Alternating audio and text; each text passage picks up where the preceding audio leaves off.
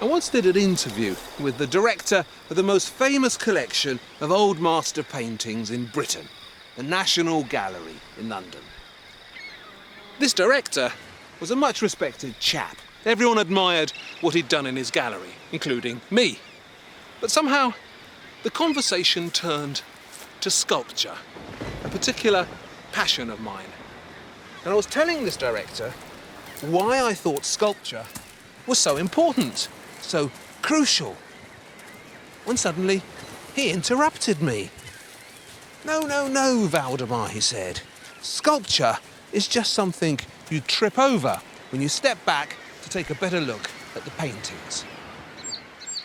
I think he was joking, but he was also expressing a widely held opinion, a common prejudice that sculpture is somehow an interesting byway of art, a nice addition to the paintings. Actually, it's the other way round. There is no more important art form than sculpture. It's the be-all and end-all of art. And I'm going to prove it.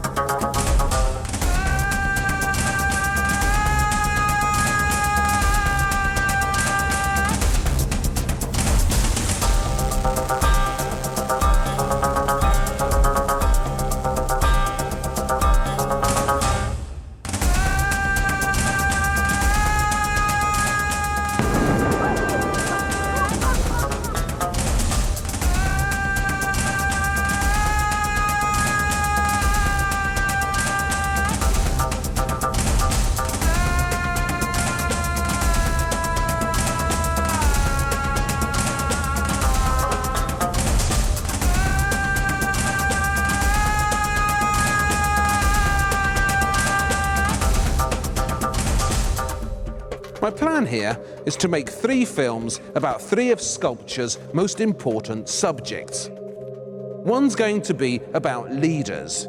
How do you sculpt a leader or a god? Someone you want to look up to and follow.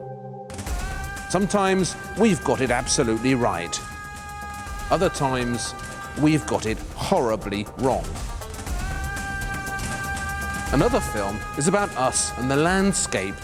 How we're always trying to improve it and sculpt it, fiddle with it and dramatize it. And this first film is about the first sculptures we all see when we're born. Our mothers, women. For as long as there's been sculpture, which is for as long as there have been humans, it's been trying to represent women. They come in all shapes and sizes, in all societies, all eras and all places. And, of course, I can't cover all that, but I can take you on a journey to the heart of this urge to sculpt women. It's a hell of a ride, so strap in.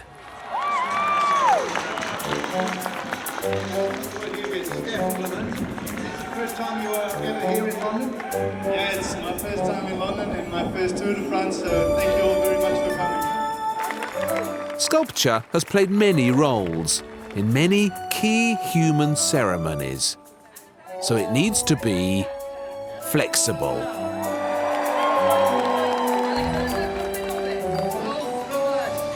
It can be huge and not much good, like that dreary statue of Nelson up there. Or it can be tiny and lovely, like the one I've got in my pocket. The most famous nude in prehistoric art, the Willendorf Venus.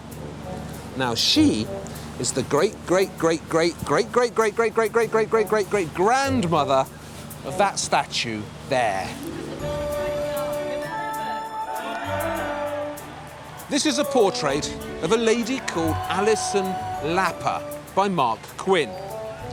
If you've been in London in the past few months, you'll have seen her because you can't miss her. She's 13.5 tons of pure white Carrara marble, showing herself off naked to the world.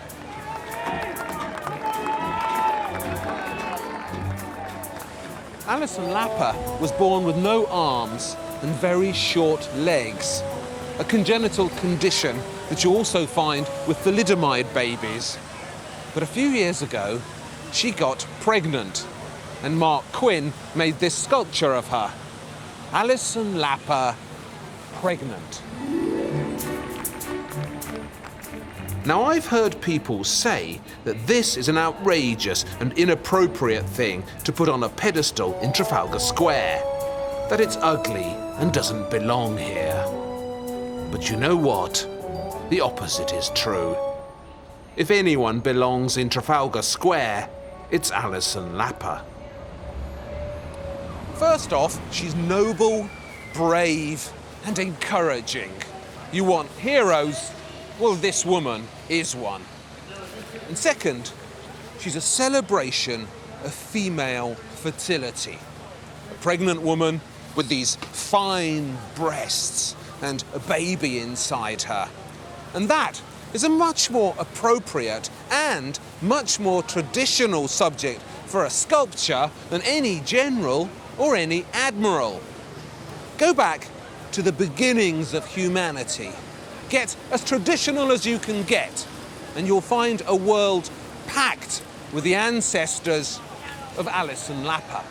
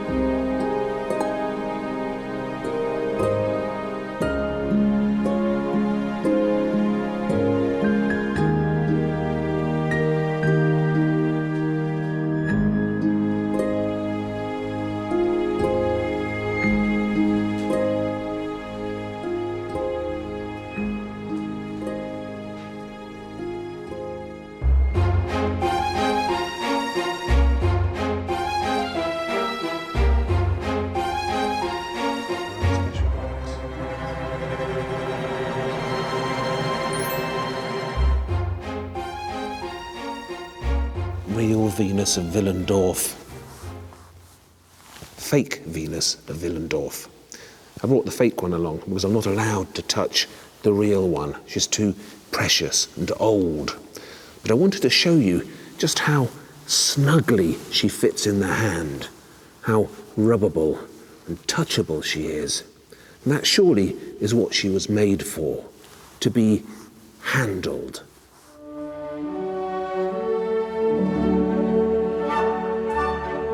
This is the first undisputed masterpiece of world sculpture.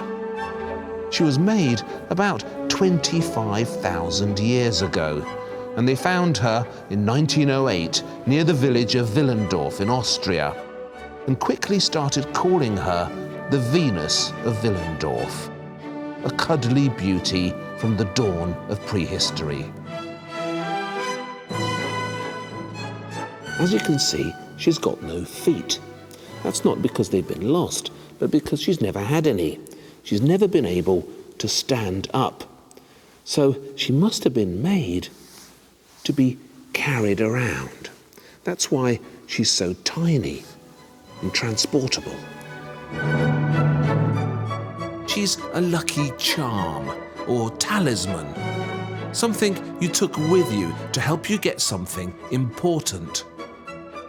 What could she be helping with? Oh, come on. It's obvious.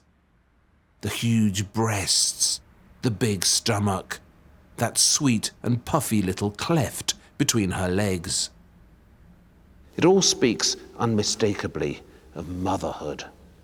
This is some sort of fertility figure, something you carried around with you when you needed help from beyond to get babies.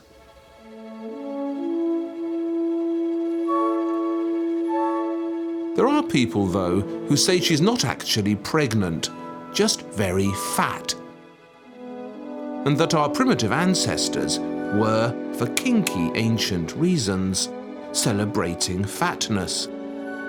But fatness and fertility were interchangeable in the early human worldview, and in some societies, they still are.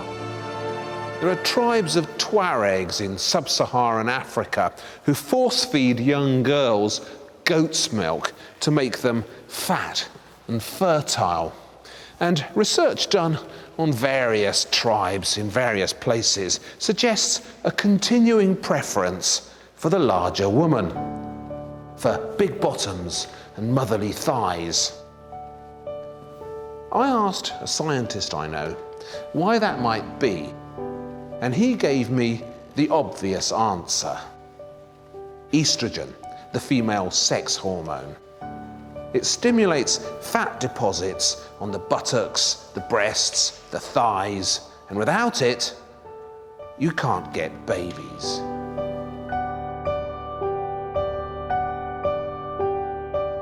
So lingering within us somewhere, on a much deeper level than the current taste for starved and bony size 0 girls, is a dim awareness that the plump, estrogen-filled bigger woman gives us an extra shot at fertility, better hope for the future.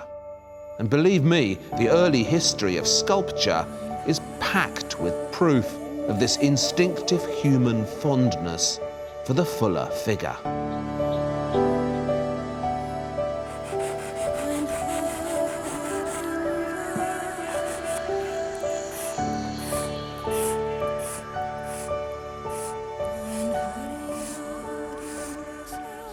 I hadn't planned to have a child because I'd always been told that I would never carry, I would never be able to cope with a child, you know, the usual la la la rubbish.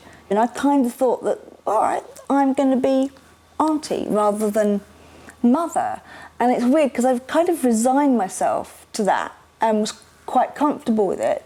And of course the old hormones ticking, like, you know, and it's like, where has this come from? I remember in a chemist, I was talking to a friend, and these two mature ladies, I think is what I'll call them, came in and started to talk to my friend who was behind the counter, and I was sitting literally where you are, and they were standing, you know, about that close. And they said to her, "Oh, do you think people like that should be allowed to have children?" Excuse me? Was it a big deal for you to be naked when the sculpture was being made? No, not at all. I was quite happy being naked. I mean, so many people, not just women, but, you know, how can you love your body? I'm like, well, why don't you love yours? And I found that very sad, that there are so many people out there, because of the media and all the rubbish that we get, you know, gets thrown at us, you know, that we should all be like stick insects with have lollipop heads. No, thank you.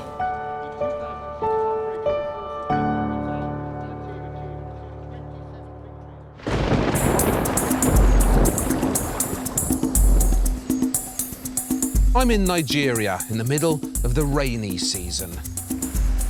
Most people come to Nigeria in the summer when it's nice and dry, but not me. I'm on the sculpture trail, and that's no place for namby-pambies.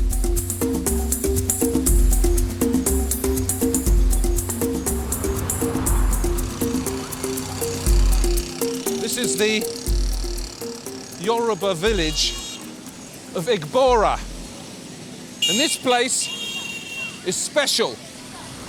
According to UNESCO, if you come from Igbora, you're more likely than anyone else on Earth to give birth to twins.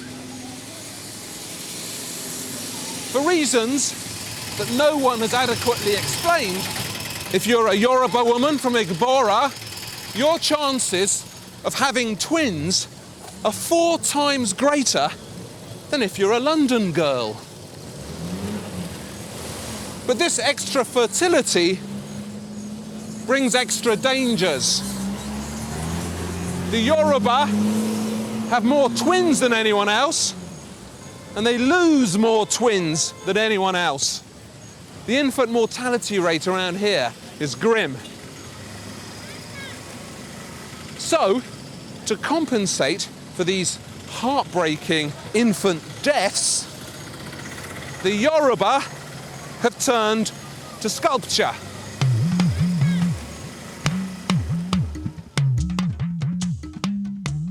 This shiny, bonny lass, it's a girl as you can see, is an Ibeji, or Yoruba twin carving. They're charming things, but also a trifle spooky.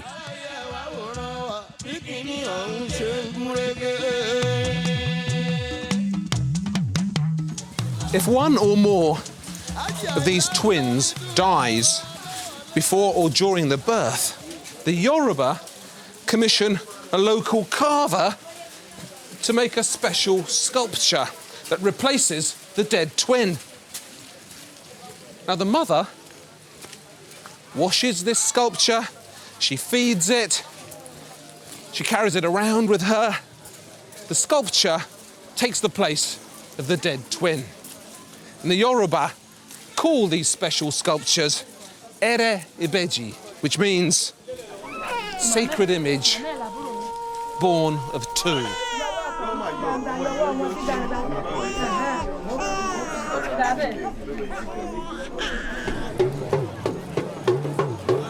We've been greeted by the Oba, the head of the village.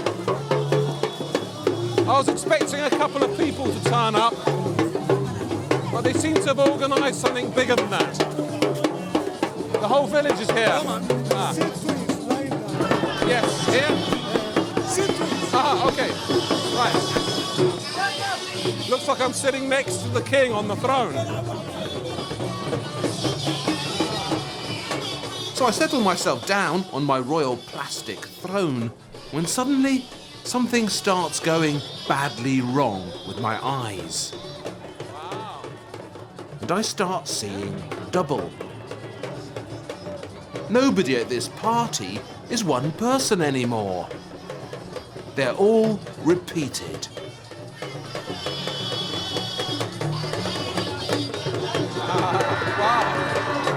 Your Royal Highness, our august visitors, and the distinguished audience. Welcome to Igora Land.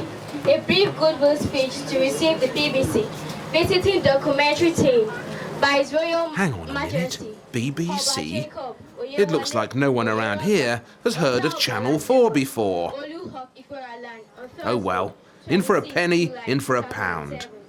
Time for me to start behaving like a BBC presenter. Our Queen in England, Queen Elizabeth, has always been very fond of Africa and of Nigeria. So I know she would be very glad that we're here to represent her.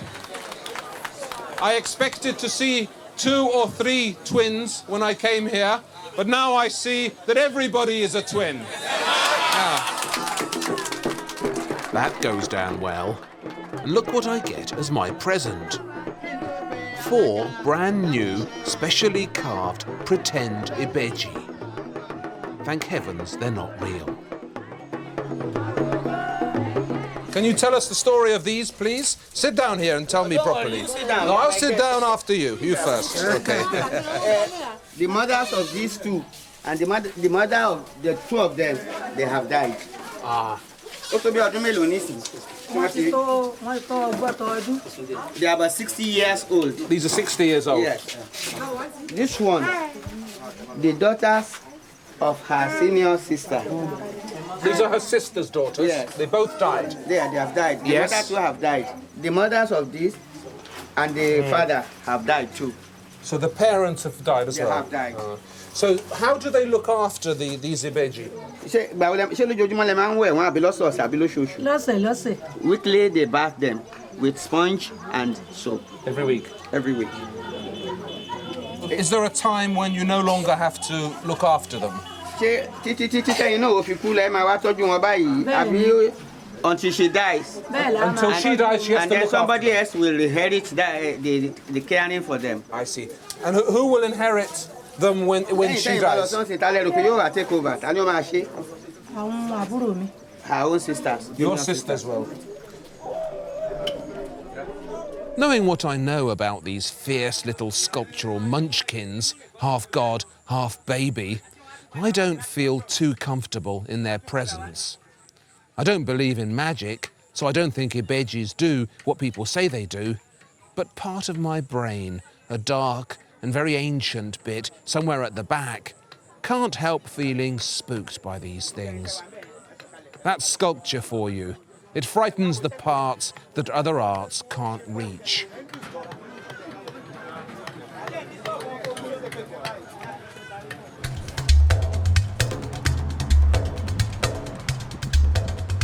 Since we're down this way, I wanted to show you something else.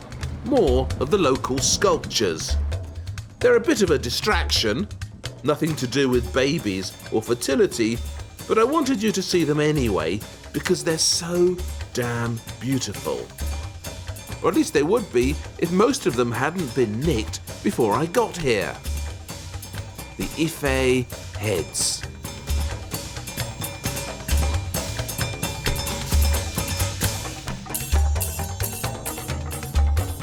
Isn't she gorgeous?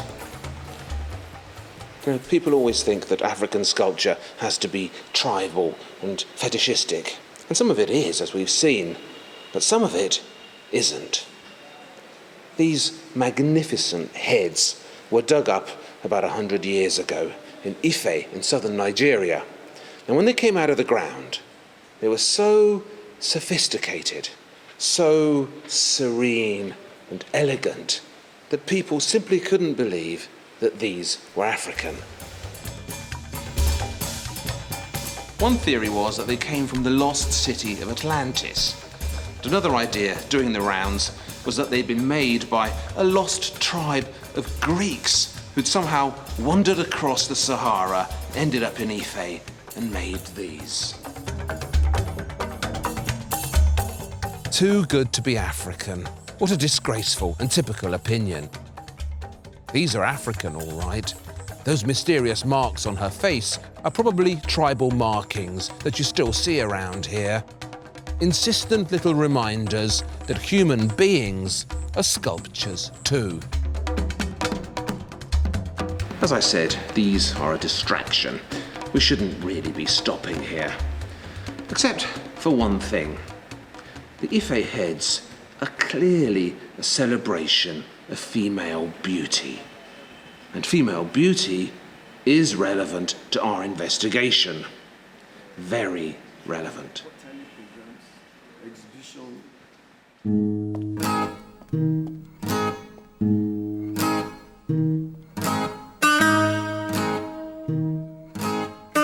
The Venus de Milo wasn't born without arms. Time snapped them off her. But armless or not, she's successfully become the embodiment of female beauty. How on earth did she pull off that trick? In 1820, on the tiny Greek island of Milos, a local peasant called Yorgos was ploughing his field when he hit some stones. So he started digging them up, and he found her. Not only were both her arms broken off, but her body was snapped in two as well. If you look carefully, you can still notice the joins. But she had an appealing face, as you can see, and Yorgos had no difficulty selling her off to a passing French sea captain. And a few months later, she ended up here in Paris, and, armless or not, began building her remarkable reputation as the world's most beautiful statue. So how did an armless giant of a woman, 6'7" of erect Greek marble, whom Renoir called the big gendarme, come to be seen as the embodiment of female beauty? It's one of the biggest mysteries in sculpture.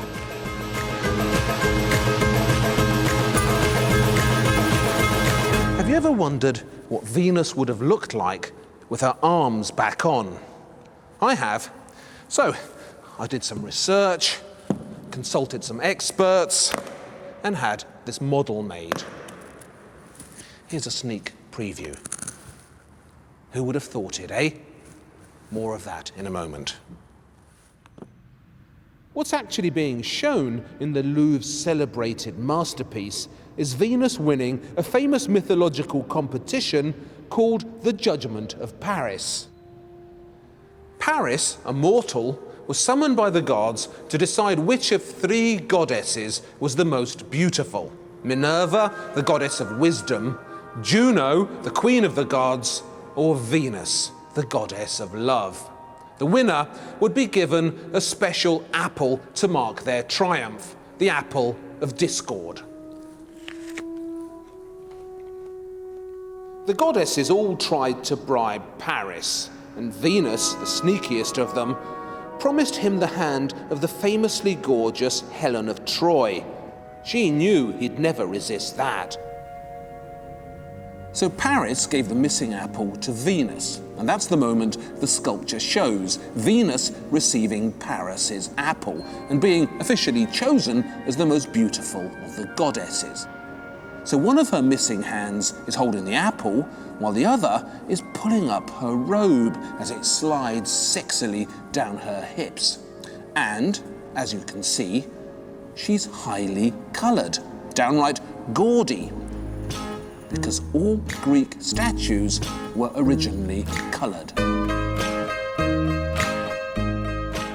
It was only after they'd been lying in the ground for 2,000 years and all their pigment had flaked off that they turned into these glowing white marble gods who now pack our museums and who completely misrepresent the sculptural ambitions of the Greeks.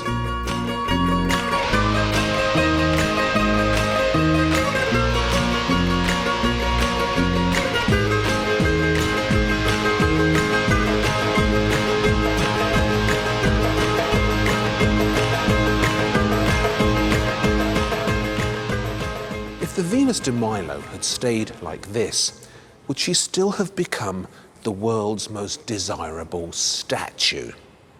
I don't think so. Isn't she sexier without any arms? It's as if all the unnecessary stuff has been removed and she's been stripped down to her best bits, leaving this thrusting essence of woman.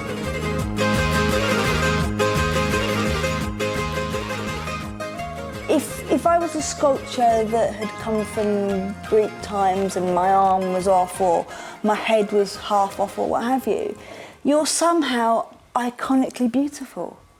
You know, wow. I mean, I've never ever heard somebody go up to, a sculpture of whoever and say, oh, disabled.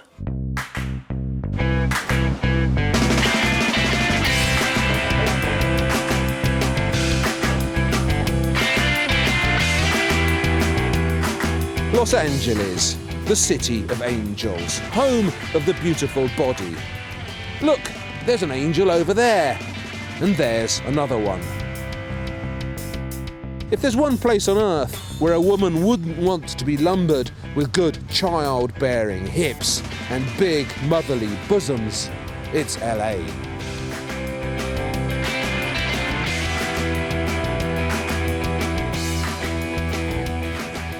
Beauty. I'm in Huntington Beach, California, where they say surfing was invented. I'm going to see a man called Dr. Stephen Marquardt. Interesting man. Marquardt used to be a plastic surgeon, but he's retired from that. And most recently, he's devoted his time to mathematics, and a particular branch of mathematics, because Stephen Marquardt has worked out a way of measuring infallibly female beauty. It used to be left to chance, but not anymore.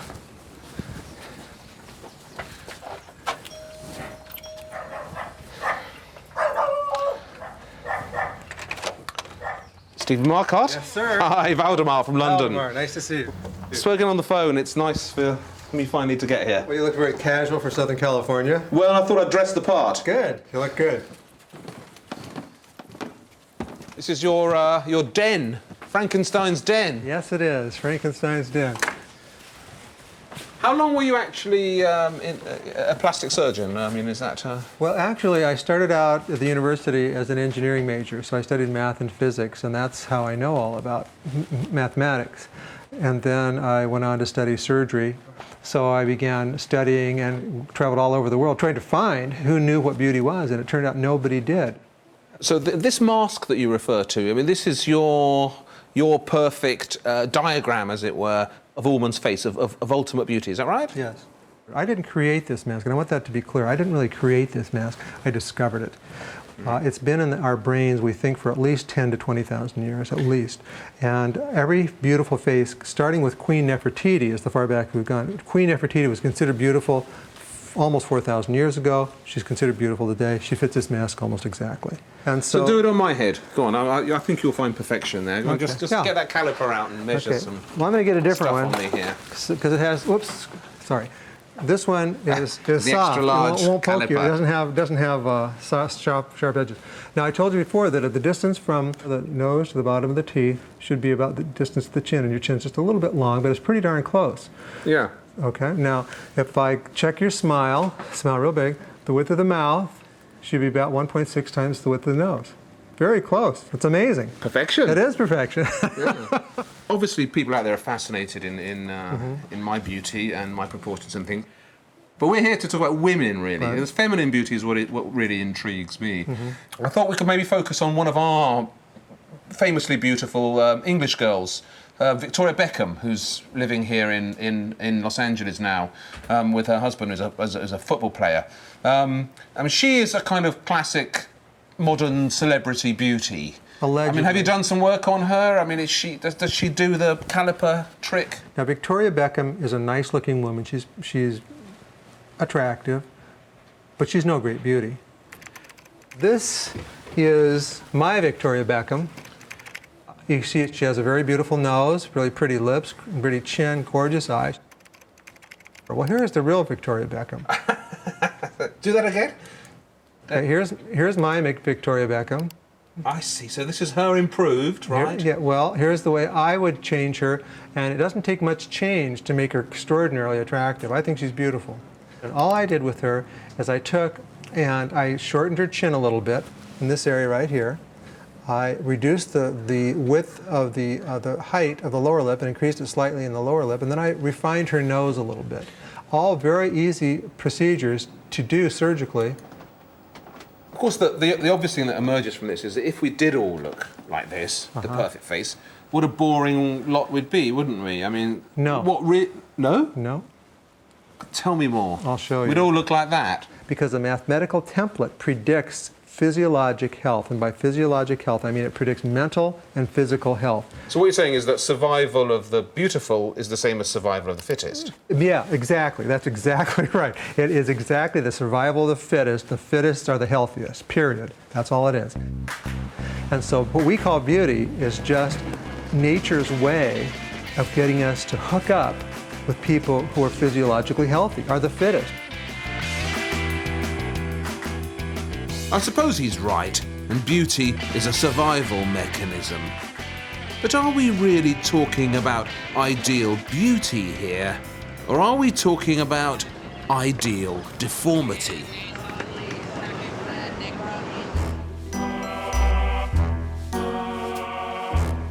But I'm not here to judge the babes of LA, or to mock the tiny circumference of their hips. I'm here to see where the pursuit of beauty has taken sculpture, and to meet an artist who's been called so unkindly the Bride of Frankenstein. Orlan is from France, but she's moved to LA. She's a body sculptor, and the body she sculpts is her own. In 1990, Orlan began putting herself under the knife, and in a series of public operations, She gave herself, she said, the forehead of the Mona Lisa, the lips of Boucher's Europa, and the chin of Botticelli's Venus. I think she's ended up looking more like Hillary Clinton, which is really bad luck. But when you presented yourself naked as a piece of human sculpture, how did you want men, and indeed women, to react? Did you want to inspire desire in them? Why not? It's not. Why not? Desire isn't forbidden. It's perfectly okay. For me, it's always been a game, whether you're young or whether you're old. But that was not the only goal at the time. But would you have had cosmetic surgery then if it wasn't for your artistic ambition? I don't think I would have had surgery, no, because rightly or wrongly, I didn't feel I needed it. I felt very, very good about the way I looked. What interested me was playing with my looks, with a self-image that I liked a lot and with which I have always worked. What were you trying to express then with the first cosmetic pieces? All my life, I have tried to work on the status of the body in our society, the social pressures that it creates, whether it is political, social, cultural, religious, the dominant ideologies that come with flesh. That's what I talk about all the time. C'est de cela dont j'ai parlé tout le temps. The dominant ideologies that come with flesh. That sounds like the handiwork of my gender. Orland's aim is to accuse men of controlling the female image. And of course, we have. Controlled it, shaped it, tinkered with it. And if we're feeling really, really naughty, done this to it.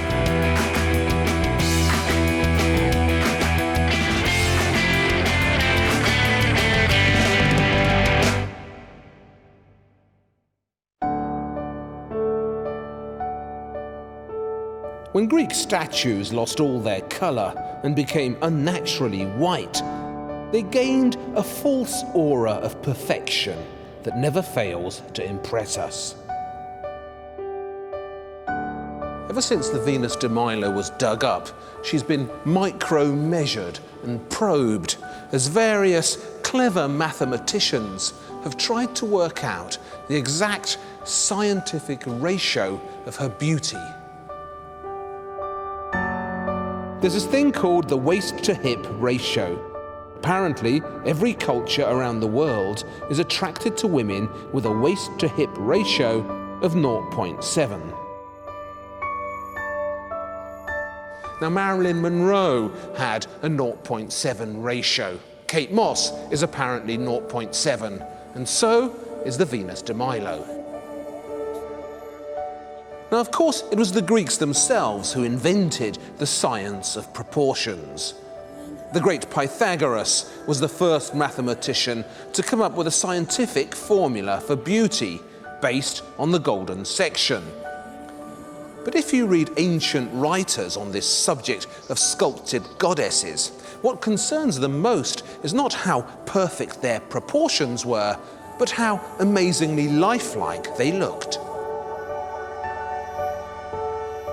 There's a particularly notorious story about the Aphrodite of Cnidos, the first great Greek nude carved by the famous Praxiteles. The ancient chronicler, Lucian, tells us how a young man was accidentally locked into a temple at night with the Aphrodite of Cnidos, and so taken was he by her that he couldn't resist her. So when they opened the temple doors the next morning, they found her covered in incriminating stains. These days, there's actually a sexual perversion called statuphilia, practiced by blokes who get turned on by sculpture. Look it up on the internet. if you dare. But when she arrived, I took her out of the box. She's just, I mean, perfection. I live with her in a real relationship. It suits me perfectly. I mean, the only slight difference is, I suppose, she smells slightly of rubber, but I quite like that now.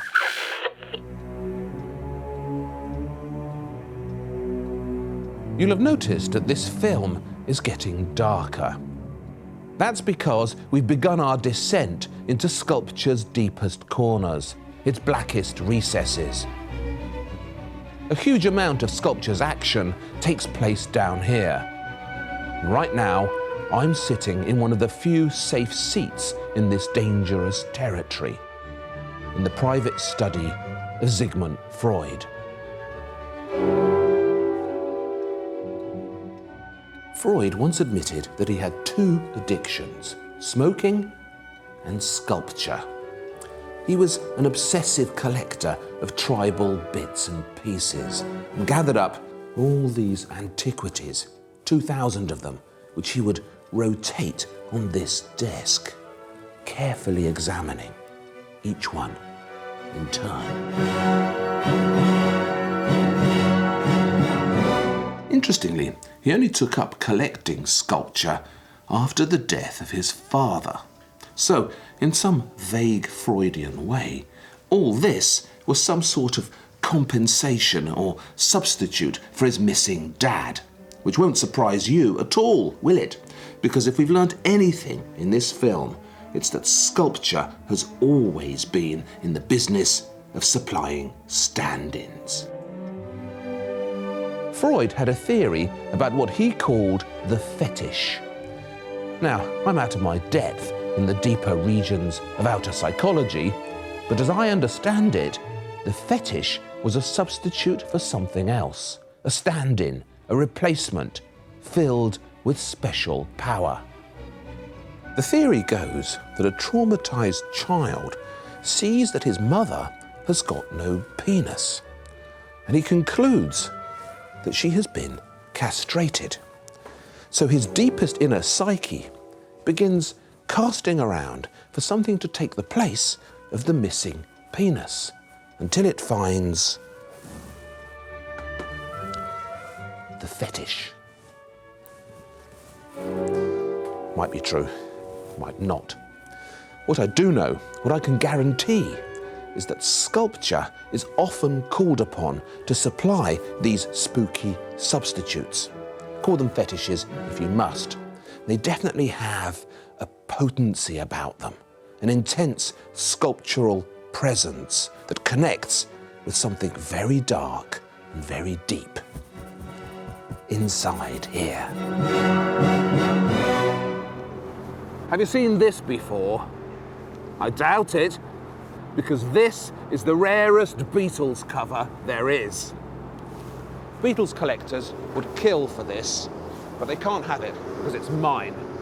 It was brought out in 1966 on Columbia Records and withdrawn the very next day because of all the protests that flooded in.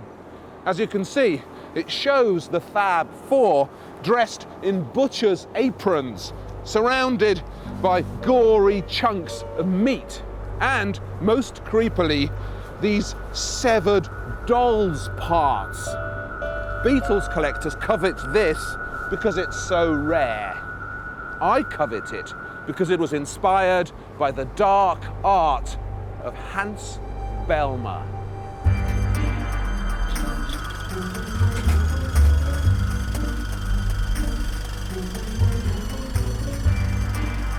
Bellmer was one of the spookiest sculptors of the 20th century, and dolls were his thing.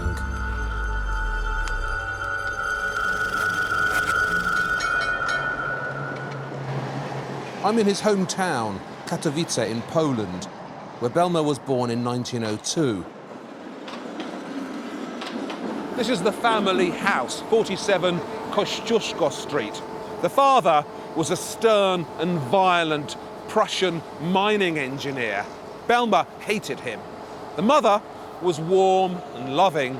Bellmer loved her, although perhaps in an inappropriate way.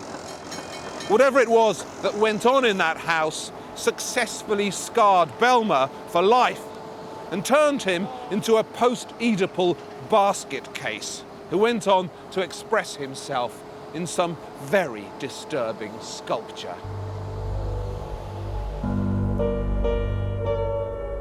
Belmer was in his 30s when he started producing his cruel and kinky doll sculptures. Exactly what they're about, I don't know, and I don't want to know. Where these things go, I have no desire to follow. Belmer was living in Berlin at the time, when a handful of creepy coincidences prompted his poor, twisted psyche to seek comfort in dolls. First, his mother sent him a box load of his old toys, broken dolls, some Red Indian outfits, and these triggered in him an almighty emotional outburst. You know what it's like when you rifle through your old toys and remember things. He also went to see that deceptively innocent opera by Offenbach, The Tales of Hoffmann, the one that goes da da da da da da da da da da da da da da, with the weird storyline about an artist called Hoffmann who falls in love with a life-sized human doll called Olympia. At exactly the same time, a genuine living doll entered Belmer's world when his cousin, a pretty 17-year-old called Urszula Naguszewska, turned up in Berlin, and Belmer fell madly in love with her. He was twice her age, and she was his cousin, so it was never going to work.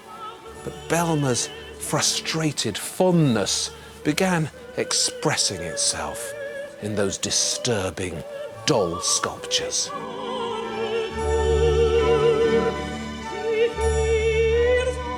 He tied her up and twisted her about. She was his plaything, his love toy, and she released in him a torrent of dark stuff that I do not propose to explore any further. I don't have the guts, and this is a family show. But I thought you should see Belmer's outpourings, because this is what sculpture is sometimes called upon to become. This is how dark it can get. And this is what it releases in you.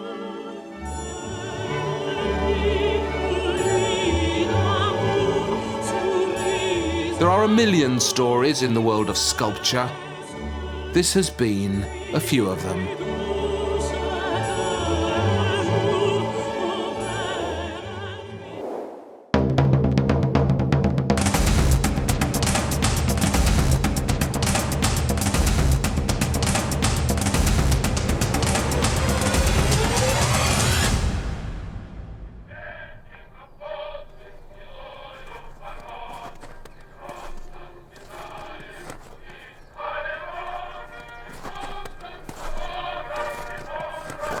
That great French diplomat, Maurice de Talleyrand, admitted once that he was more afraid of an army of 100 sheep led by a lion than of an army of 100 lions led by a sheep. Because in matters of leadership, lions are what you want, and sheep are not. Okay, but what happens if inside here you're a lion, but on the outside you look like a sheep? What do you do then? It's a problem that many great leaders have had to face, not looking the part. And their traditional solution has been to call in the sculptors. Because if there's one thing sculpture is really good at, it's turning sheep into lions.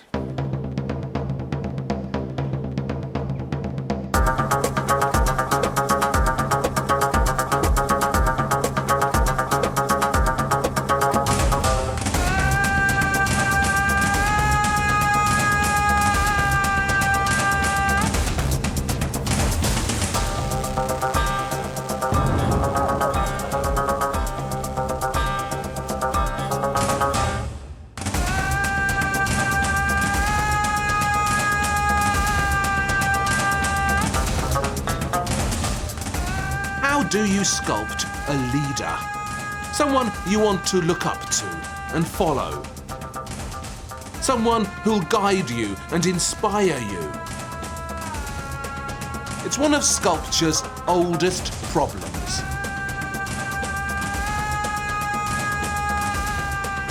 If you look like him, but you want to come across like him, then it's no good relying on nature. She's already let you down.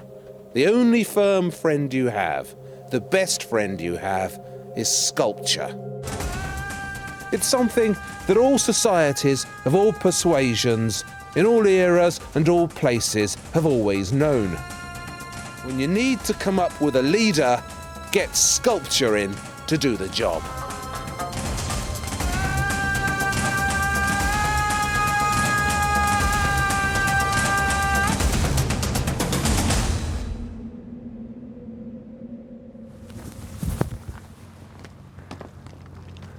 Imagine you're a sculptor and you want your work to stand out. What do? Well, if you're clever, you might come up with some sophisticated, attention-seeking strategy that gets your work noticed in subtle ways. But if you're not very clever and you're in the Midwest of the United States, where people generally prefer the old-fashioned approach, you might do what sculpture has traditionally done to get itself noticed. You'll grow very, very, very big.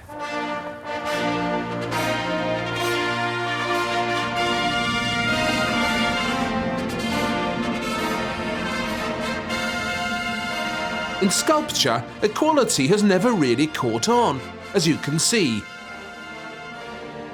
4 great presidents of the United States, carved into Mount Rushmore, advertising their country's democratic values by being so much bigger than anyone else.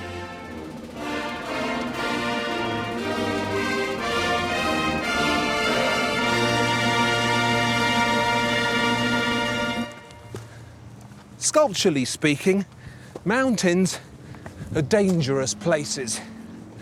Not just because people fall off them, but because their visions grow weird and grandiose when they get to the top. You know, Hitler decided to found the Nazi Party while looking down on the rest of us from the top of a German mountain.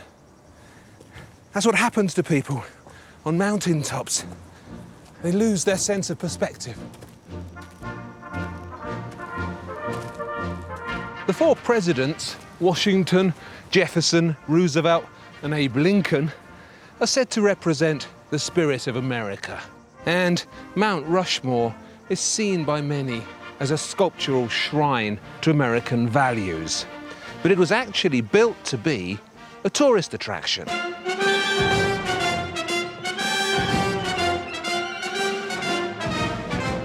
South Dakota needed a landmark, something big to bring paying visitors into the state. So, in 1924, they came up with this. 4 extra, extra, extra large Big Brothers crammed onto one hill. The great white fathers of America staring sternly down on their people, like a band of rock gods on the cover of a heavy metal album. The sculptor, Gutzon Borglum, was an unpleasant piece of work. He came from a polygamous Mormon family with 2 interchangeable mothers. So my guess is that somewhere along the line, Borglum developed an oversized father complex. But that's just my guess. Borglum was actually a member of the Ku Klux Klan, and he's on record as saying that the European politician he admires most, because he got things done and he saw off the commies and the Jews, was Mussolini. Which figures, doesn't it?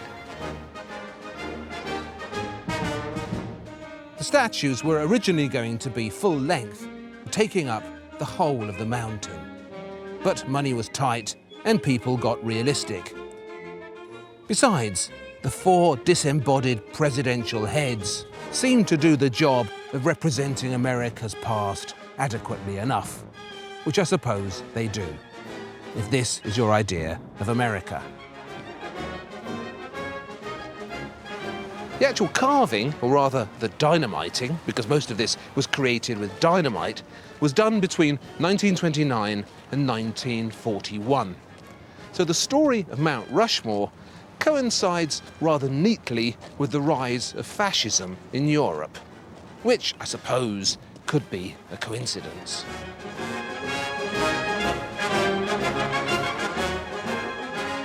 The local Indians, to whom the mountain actually belonged, weren't overly enamoured either of the sight of 4 white conquerors staring down at them so sternly. It looks like a giant paperweight, they complained, correctly, as they accused Borglum of turning their sacred mountain into Disneyland.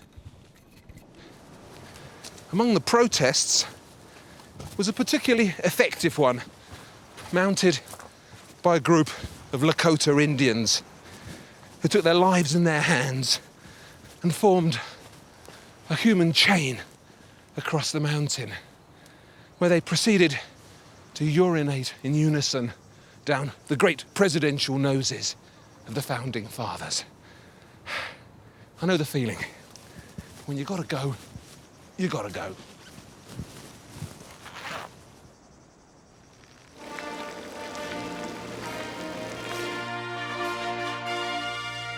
Generally, it's good to be tall. Individuals who are taller are afforded benefits throughout their life. Individuals who are shorter receive just the opposite. We literally have to go back 120 years in American history, covering 42 presidential elections, to find a person shorter than the national average who was elected to be president. If we go back those years, we go back literally to 1888. Benjamin Harris, at the time, was an inch shorter than the national average.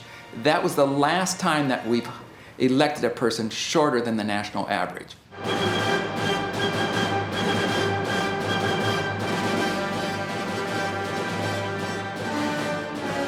The most famous whopper of the ancient world, and I'm sure you've heard of it, was the Colossus of Rhodes. It was 110 feet high, a nude of the sun god Helios, put up in the harbour of Rhodes to celebrate a great victory over Alexander's generals. This isn't it, by the way. This is about half the size.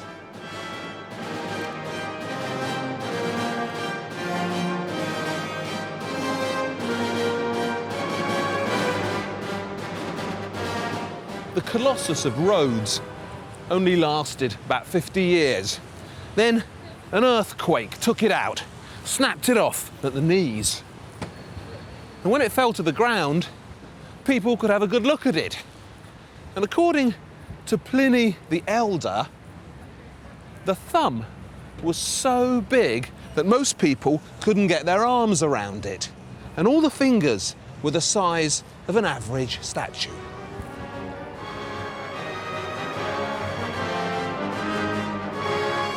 Going big was a popular international strategy in the ancient world. The Egyptians did it, the Chinese, and, oh my, the Japanese. But no one was quite as keen as the Romans. Now, you must be an intelligent and educated person, otherwise you wouldn't be watching this film. So I would like to ask you 2 questions. First one is easy. What's the name of that building over there? It's the Colosseum, of course. But the second question isn't so easy. Why is that thing called the Colosseum? Not because it's colossal, although it is, but because right in front of it, in this space here, there stood, for over 1,000 years, a colossal statue of the Emperor Nero. Now, Nero, as you know, was not a modest man. So he put up in front of his famous golden house this gigantic likeness of himself. This thing was bigger than the Colossus of Rhodes. It was 130 feet tall.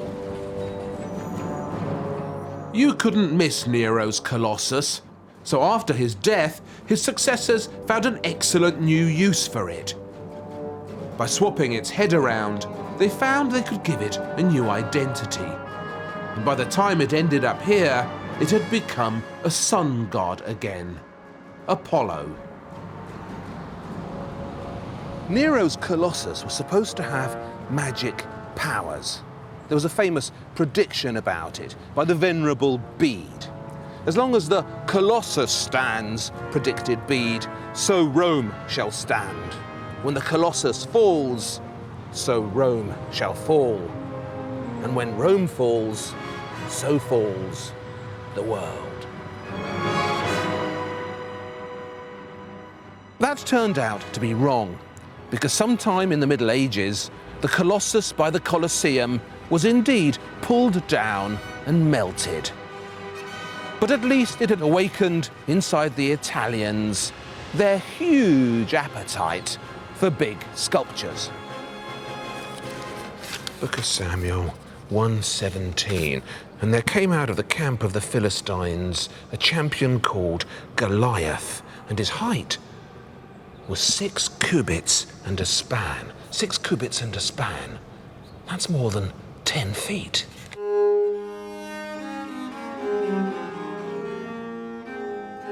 Florence, the Duomo. Many people's idea of the perfect Renaissance building. But the Florentines themselves weren't satisfied with the way it looked. See that parapet up there, where the buttresses are that hold up Brunelleschi's dome? Does that look empty to you? Because it did to the Florentines. And for much of the 15th century, they wanted to put something up there to complete the apse. The original idea was for a group of great big prophets to go all the way around the church. That didn't work out. So somebody came up with the notion of putting a great big David up there instead. And Saul said unto David, Thou art not able to go against this Philistine, for thou art but a boy, and he has been a warrior from his youth.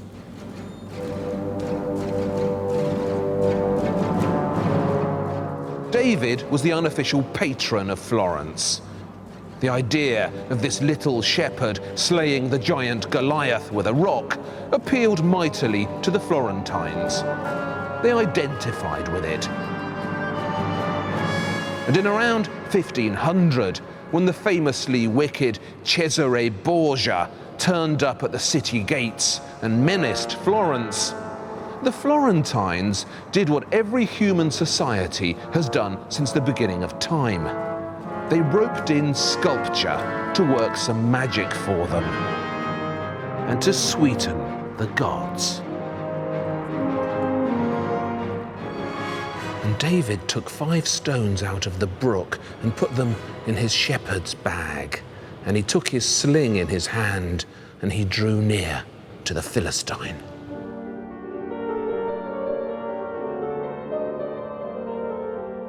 The marble block for a giant David had been lying around in the cathedral gardens for most of the 15th century. Various sculptors had tinkered with it. No one quite knew how to finish it. So the Florentines finally summoned a man who could, Michelangelo, and commissioned him to carve the first Colossus seen in Italy since Roman times. It might be the most famous statue in the world, but there are 3 things wrong with David. 1, he's naked. Look at him. But if you were going into battle, would you go into battle like that? 2, he's not circumcised. Look at him. And he's supposed to be. The Bible is very specific on this topic. David was circumcised, Goliath wasn't. But it's the third thing that's most wrong with him. He's just too big. David is supposed to be a little man who slays a giant. That's how everyone else portrayed him.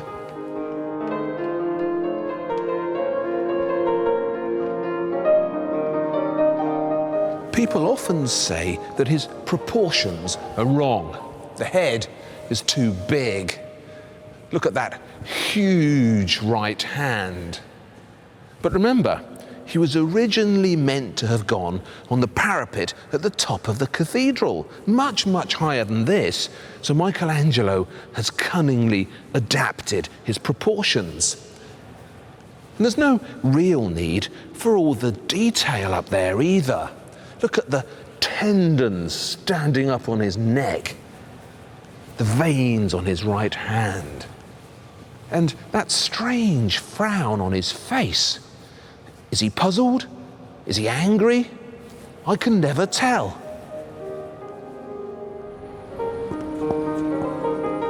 When David was finished, the decision had to be made where to put him. Everyone saw at once that he was much too fine a sculpture to hide away on a church roof. But where should he go? Leonardo da Vinci said, put him here. Botticelli wanted him here. Ghirlandaio, somewhere over there. And yet, he ended up here, in the single most symbolic spot available in Florence, right in front of the Palazzo Vecchio, the town hall, from where Florence was ruled. They had to move a Donatello statue that was already standing there, because the Donatello was thought to have had a bad influence on Florentine history, whereas this David, well, he could see off any invaders, and he could certainly see off Cesare Borgia. So here we have some of the most developed minds in the Renaissance world, fretting over the power, the magic of sculpture and its ability to influence history. Because you don't have to be an African tribalist to imagine that sculpture has all this potency. You just have to be human. People who see something bigger assume it to be more valuable, more powerful, something that they want more so than something that's smaller. If we go back through history, we have always, people around the world have always viewed people taller to be more powerful, to be more valuable. If we go back further to the evolutionary process and we see how we've evolved, well, certainly individuals of taller height were able to defend better, were able to bring prey in. They were able to sustain or survive more. So we value that height, we equate with that height. So it's an evolutionary process.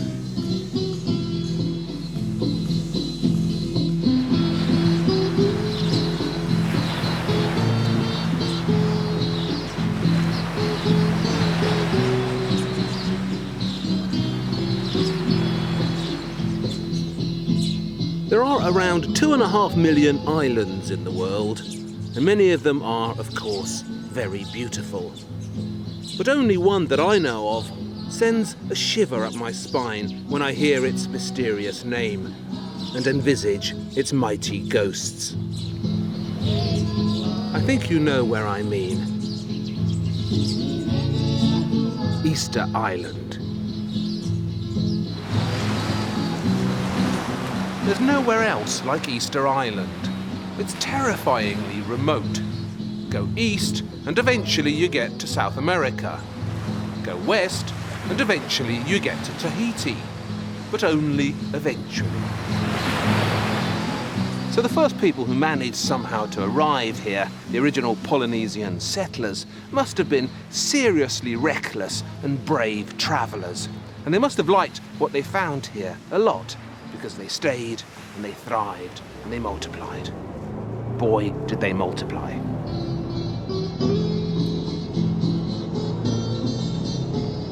In those days, the entire island was covered with trees, and the surrounding seas were packed with fish. There was plenty to eat, plenty to drink, plenty to celebrate. And to thank their gods for bringing them here, and for looking after them so well, the Easter Islanders began mass-producing their unforgettable sculptures.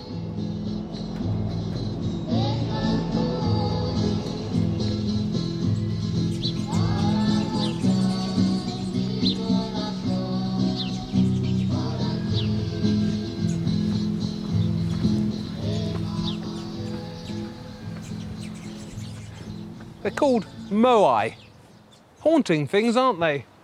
With those sunken eyes and that determined thrust of the chin. They're scattered right around the island. There are places here where there's another moai on every hill.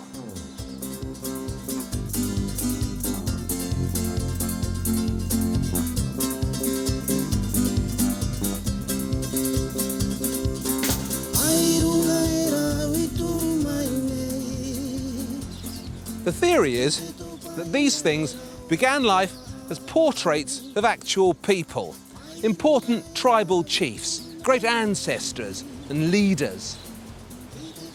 But one of the things that makes sculpture so potent is its ability to turn a likeness of someone just like that into an idol, something to worship, a god figure. And that's what happened here. The leaders became gods. I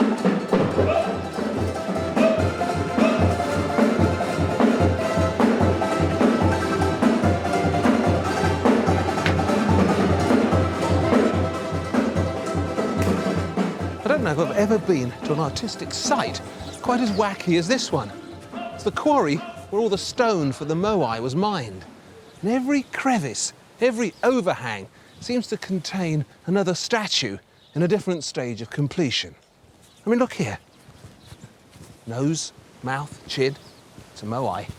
And up here, it's the belly, chin, nose. They're everywhere.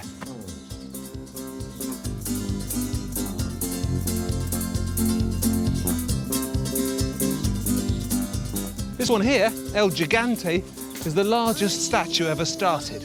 He would have weighed over 150 tons when he was finished, so perhaps it's best if we don't wake him.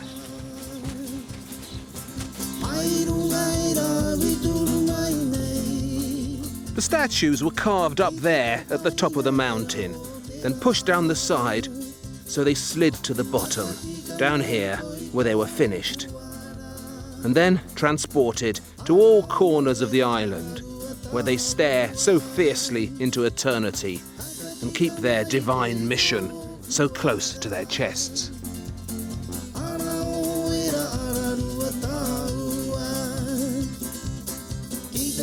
They're so mysterious that various crackpots have proposed ever more silly explanations for them. Some say they were made by visiting aliens. Another theory is that they came out of the center of the Earth in a giant earthquake.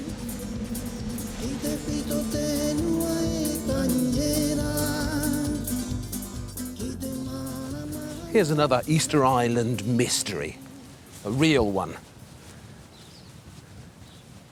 When the first Europeans set foot on the island in the 1720s, most of the moai weren't standing up as they are now, but lying on the ground, like this one.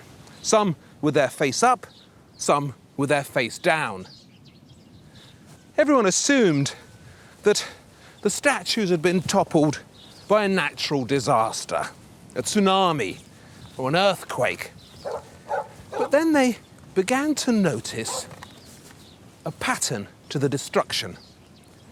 And it slowly dawned on them that the moai had been knocked over by the Easter Islanders themselves, deliberately. There'd been some sort of revolution, and the statues were at the centre of it. What on earth had gone on here? I'm not sure you'll believe me.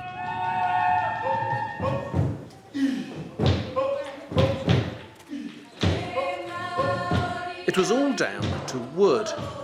Making the moai and transporting them used up lots of wood for sledges, scaffolds, rollers. It wasn't a problem when the island was covered with trees, but as more and more trees got chopped down, the forests shrank.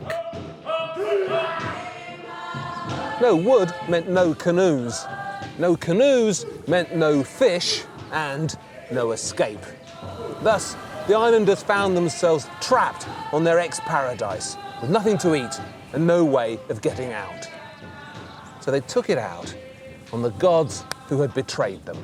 They took it out on the statues.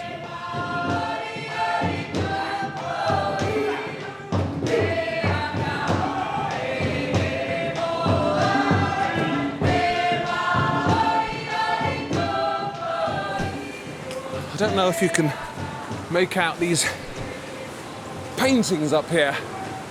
Weird figures, half man, half bird. Because this cave is one of the key sites associated with the strange cult that took over from the statue builders. It was called the Birdman cult, and its story is as wacky a tribal turn-up as you're ever likely to hear about.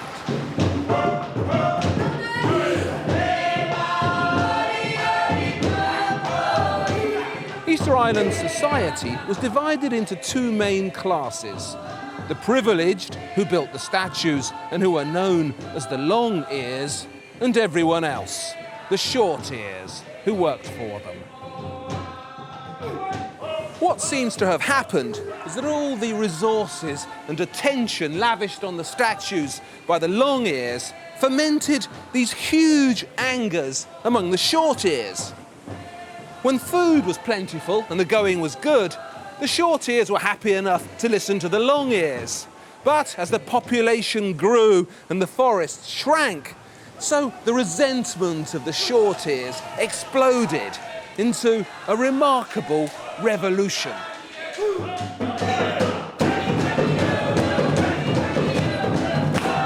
The Birdman cult that took over the island, the cult of the short ears, had little time for sculpture.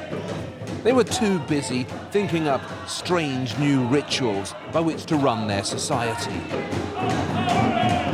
It was like the Bolshevik Revolution, tribal style.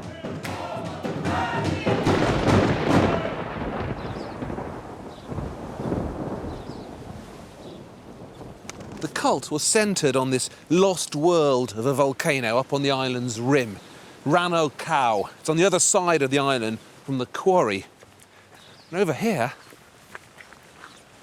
see the rocks up ahead? They are covered with strange ritualistic drawings.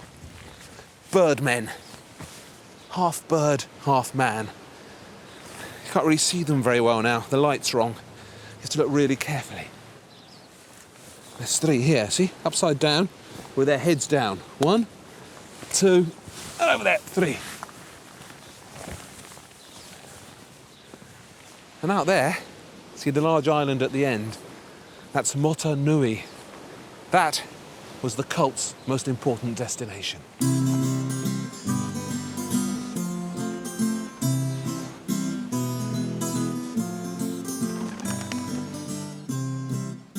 Every spring, large numbers of nesting birds, sooty terns, would arrive on Mota Nui to lay their eggs.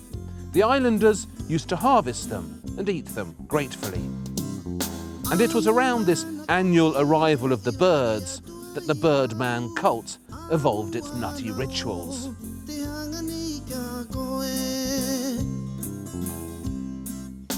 When the birds were due, the young men of the island, the warriors, would swim across to Motunui, and they'd race themselves to see who could come back with the first bird's egg. Now, you can see the waters out there. No one would like to swim through that. It's about a mile there and back, and there are a lot of sharks in there. But these warriors, the Birdman cultists, they did it because the reward for the warrior who came back with the first egg was enormous, because they got to rule the whole of the island for a year. But only a year.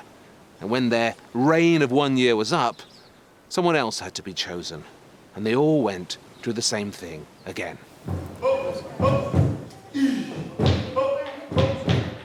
The Birdmen have left us some interesting scratchings on their stone eyrie. And Kevin Costner liked their story so much, he turned it into a Hollywood blockbuster that plays in town twice a week. But that's hardly a legacy to compare with the astonishing achievements of the statue builders. Quite a story, eh? An isolated society makes sculpture the centre of its existence, devotes everything to it, and, as a result, it perishes. That's sculpture for you.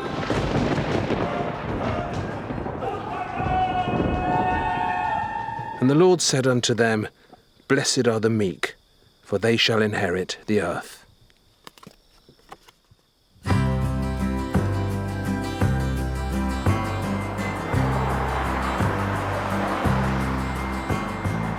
Not everyone is as good as the Easter Islanders were at turning men into gods and then enlarging them. Some societies are really bad at it, but it's a powerful urge, and it seems it can't be stopped. Rising out of the water in front of the solid rock mega church in Monroe, Ohio, is the biggest Jesus in America. He's 62 feet tall, weighs 16,000 pounds, and is, indisputably, a difficult Jesus to miss. They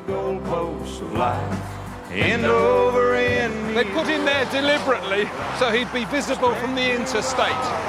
The Colossus of Ohio, a giant advert for salvation beckoning all passing drivers.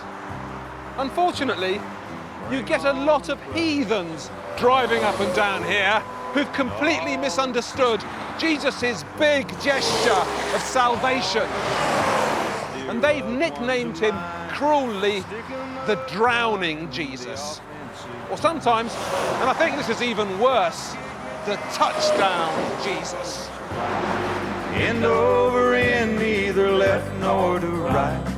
Straight. The Big J is the brainchild of Pastor Lawrence Bishop and his wife Darlene Bishop, who've been pastors here since 1978. This is their mega church, and from here they spread the Bishop word. Straight through the heart of them righteous uprights. Drop kick me Jesus through the goalpost of light. Yeah, drop kick me Jesus through the goalpost of light. This Ohio mega Christ is the work of a sculptor called James Lynch. Now, I've never heard of him before, but apparently he's worked at Disneyland, and he made that huge Neptune at Caesar's Palace in Las Vegas. So he knows a thing or two about sculpting gods and what size they should be. Well, for me personally, I think Christ is big. He's a big thing to my life. And I think a 62-foot tall sculpture of Christ reflects how big God is. And from a practical standpoint, if we made him much smaller, it would not have been much of a witness to the people on the highway, which is who we're wanting to witness to. But again, I think it represents how big Christ is. Drop kick me Jesus through the goalposts of life. So the best view of the big Jesus is from the garage across the interstate. From Just looking for some people to ask about it. No, we're just asking questions about the big statue of Jesus out there. I don't believe in statues. You don't believe in statues? No. Read your Bible. We're here from British television. We're just making a film about big statues. Yeah. And you've got a very big one out there. Yeah, How do you like the big Jesus? It's a great place for us to tell people where we're located. Everybody in the state of Ohio knows where the statue of Jesus is at. You know, it stops people on the highway. It looks cool, dude. Yeah? It's pretty big. Pretty big. Is that a good thing, a big Jesus? Yeah, that's pretty good. Don't matter what size it is. Yeah. Drop kick me, Jesus, to the goalpost line.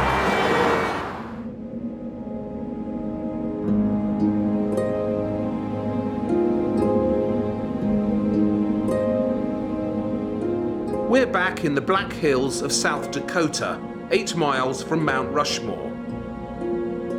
Although you've probably heard of Mount Rushmore and its giant presidential heads, this statue here might possibly have slipped you by, though God knows how. Will you look at the size of that?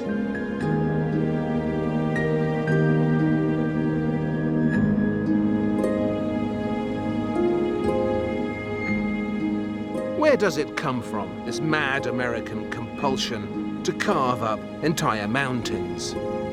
Anyone would think they were ridiculously competitive as a nation, or something. When it's finished, this entire sculpture will be the height of 2 football pitches piled one on top of the other. It's going to be the biggest sculpture in the world. You know, that head is 90 feet tall.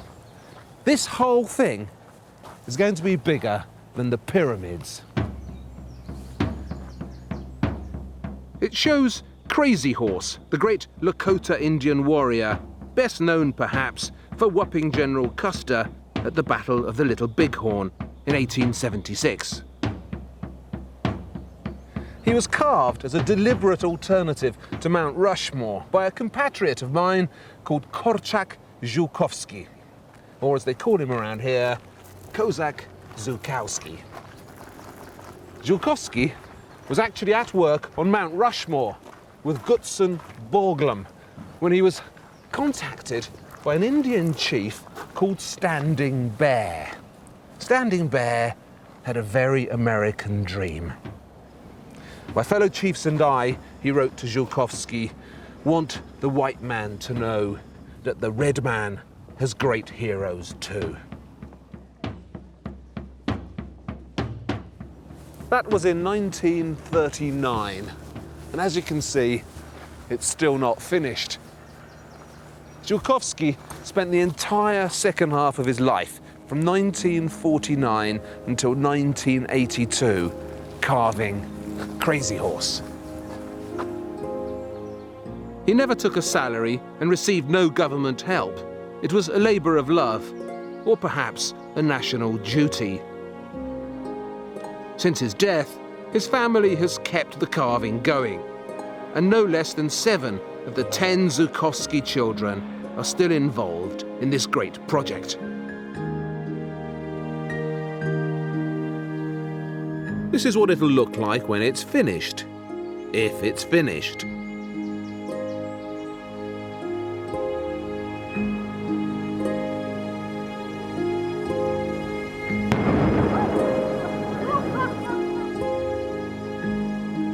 Crazy Horse didn't like having his picture taken. He didn't approve of the white man's camera stealing his face. So there are no actual photographs of him, just this vague likeness of any old Indian. And there are plenty of Sioux Indians around today who are as offended by this as they are by Mount Rushmore.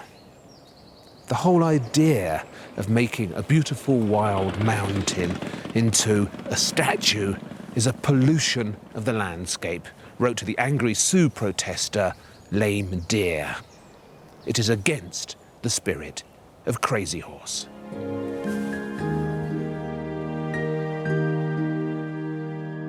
That's the downside of putting up great big statues of people. If your supporters can't miss them, then neither can your enemies. It's not a problem when you're in charge, but what happens when you're not?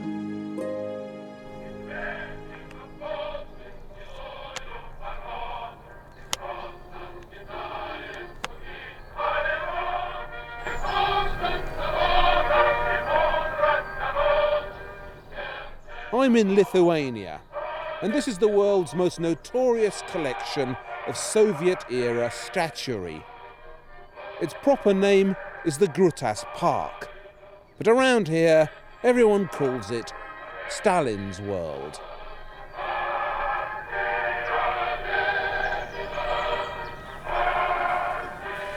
This grotesque theme park was created by one of Lithuania's richest men, a former wrestler turned mushroom magnate, Waldemar Malinauskas.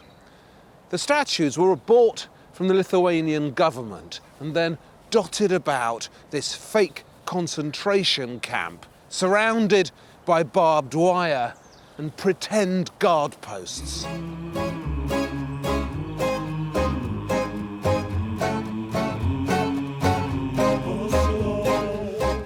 The original plan was to bring tourists here from Vilnius in cattle trucks, modelled on the ones that took political prisoners to the gulags. But mercifully, that idea was dropped. It's all in appallingly bad taste, but it serves a purpose, because it reminds us of the extraordinary lengths to which the communists went to blur the divide between their leaders and their gods. Lenin was small and spotty, but you'd never know it from the surviving statues of him. This one is the size of a seated Egyptian pharaoh, and some of them were much bigger, 20 meters tall. There was an old Soviet saying, the bigger the city, the bigger the Lenin. And they were everywhere. There was even one outside the Soviet ice station at the South Pole. The irony is that Lenin himself didn't want any of this. His deathbed wish was that there should be no monuments to him. But nobody was listening. Particularly not Dr. Konstantinis Bogdanas, a veritable churner out of Lenins, who was single-handedly responsible for dozens of them. Dr. Bogdanas is now 75 and rather sick of the subject, but I've tracked him down to his studio in Vilnius, and I'm going to get him to talk about Lenin, whatever it takes. Hello. Waldemar Januszczak from London. London. This is the film crew. Studio. Studio. But when you were doing Lenin and the Soviet statues, how did you do them? Because obviously Lenin had been dead for a long time before you were born, huh? In Leningrad, I came across a death mask of Lenin, so I bought it. I can show you. And there were lots of films about Lenin, so I could watch his movements.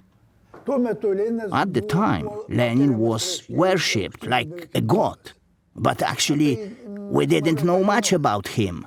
Could you portray Lenin in any way you wanted, or was there very close control of how he was presented? Of course, there was censorship. One of my friends did a portrait of Lenin, and on his hands were some big visible veins. That could only mean that Lenin belonged to the labor classes. So the committee told my friend to change his portrait. This is the statue of Stalin that used to stand outside the railway station in Vilnius. Imagine getting off your commuter train on a cold Monday morning and being greeted by him. Actually, statues of Stalin are rare because the moment he was dead, the relatives of the 2 million or so people he murdered began pulling them down and replacing him with Lenin. And then, of course, when the Soviet Empire crumbled, the Lenins were attacked too, and only a lucky few survive, thanks to the generosity of a mushroom magnate.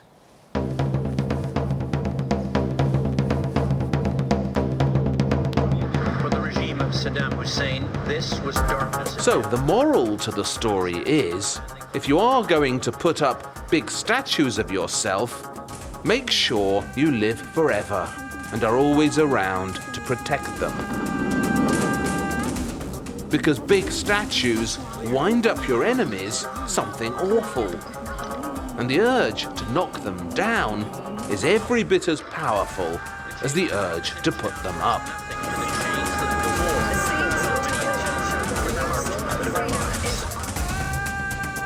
There are a million stories in the world of sculpture. This has been a few of them.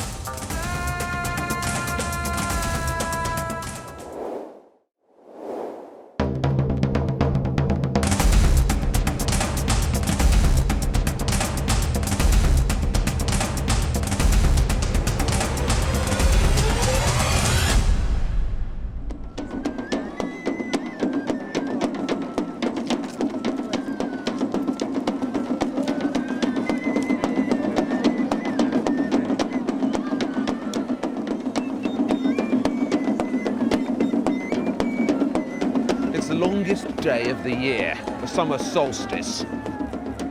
4:30 in the morning, and I'm standing in this field with 20,000 hippies, and we're all waiting for the sun to come up. Now, it's a big day, the longest day of the year, the sort of day that needs to be commemorated properly with a sculpture.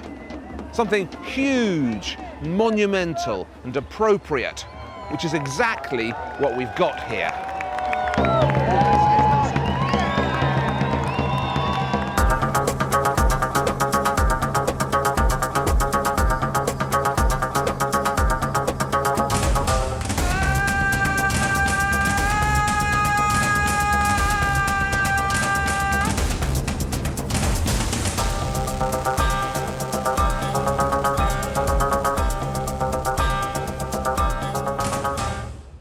This is a film about a magnificent job share between nature and us.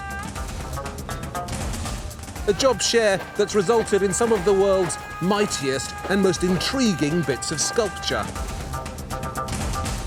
All over the world, people and nature have got together to make remarkable things. Why are they doing it? An excellent question. Most of the goodies you need to make sculpture, stone, wood, water, clay, the sun, are plentiful in nature. And these are fantastic raw materials, sturdy, adaptable. But they're not always in exactly the right place or quite the right shape. And that's where we come in. We turn up at places like this, look around, quite like what we see, but think we can do better. Because that's us for you, always trying to improve on the handiwork of our gods.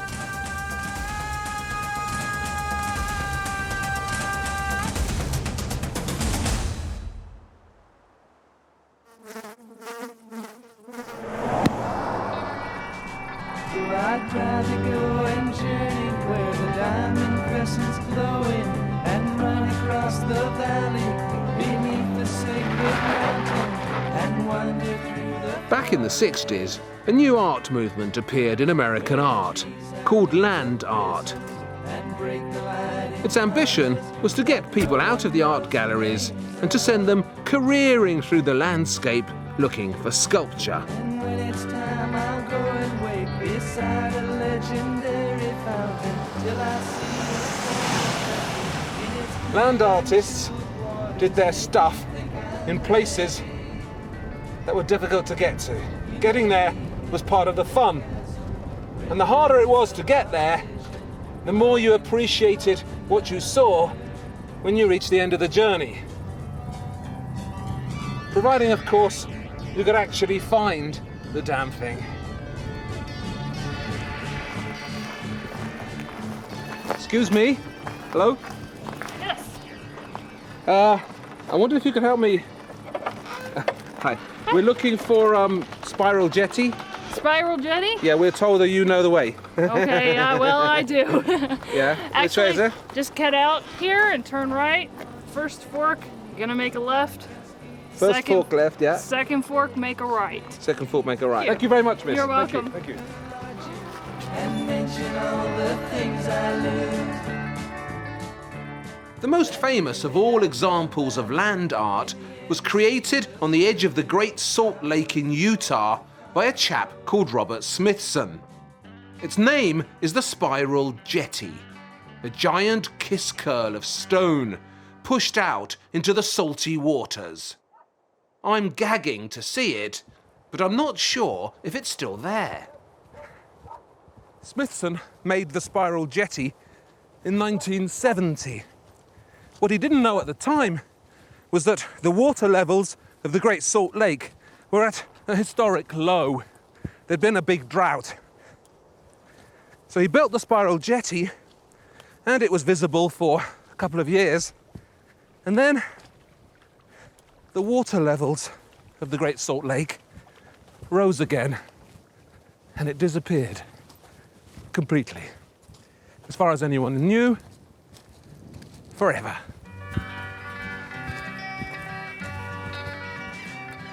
For 30 years, Spiral Jetty was underwater, gone, disappeared. But just recently, it's been bone dry around here again, and people say the jetty is back.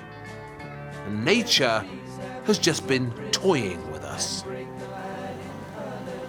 Smithson liked reading lots of sci-fi. J.G. Ballard was a particular favourite. Like Ballard, he was obsessed with this idea of entropy, of worlds degenerating and dying. And that is what brought him here. To this Mad Max landscape of broken nature, littered with the grubby remnants of post-industrial human junk. The Great Salt Lake is the second deadest stretch of water after the Dead Sea itself. Nothing lives in there, except this brave little red shrimp, the brine shrimp. Millions and millions of them, which, if the light is right, make the lake look as if it's awash with blood. Smithson liked that. It was the chief reason he chose this place. Voila, the Spiral Jetty.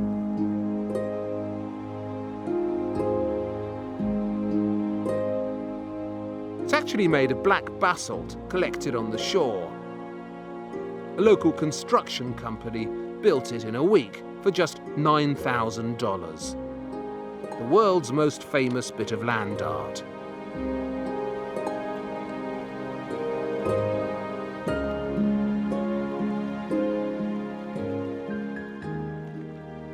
In your typical book of symbols, the spiral gets lots of pages to itself. It's a very popular and adaptable symbol.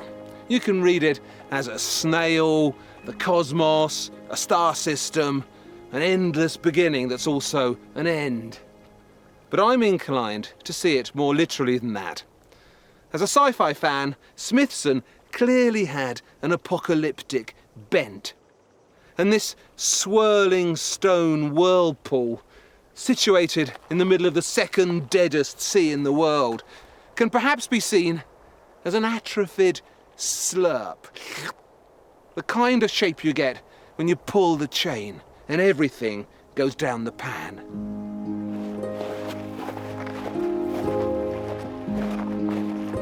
When Smithson built this, all these rocks were black as coal.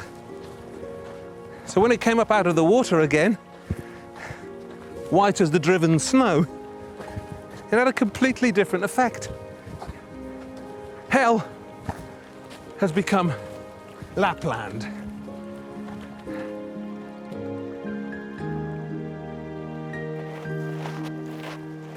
Actually, walking along it is a very strange feeling indeed. Look at the red.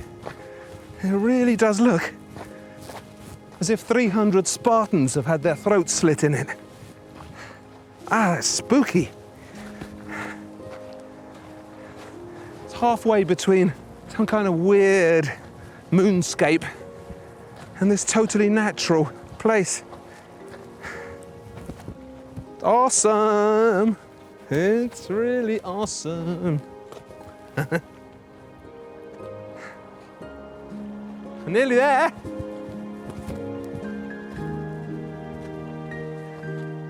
You know, people sometimes wonder what art is for. It's for this feeling. Just makes you want to go, ah!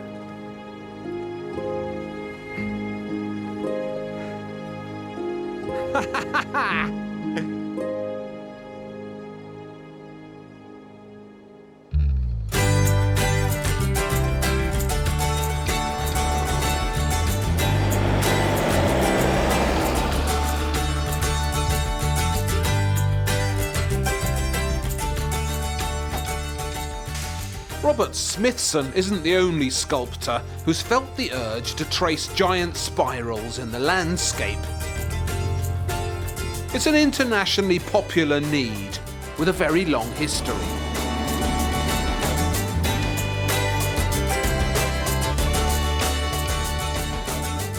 The ancient Peruvians, who scrawled this super spiral in the sand, treated the whole of this huge desert plateau like a giant drawing pad.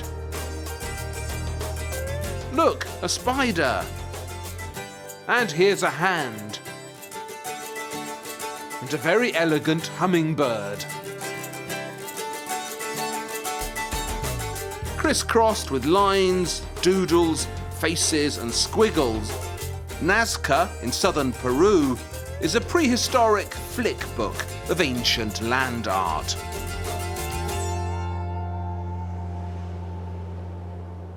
The Nazca lines, as they're called, were only discovered in the 1920s, when passengers on the first commercial air flights to go across here looked out of their windows and saw these. Most of them are so big you can't really make any sense at all of them from the ground. To see them properly, you have to go up there.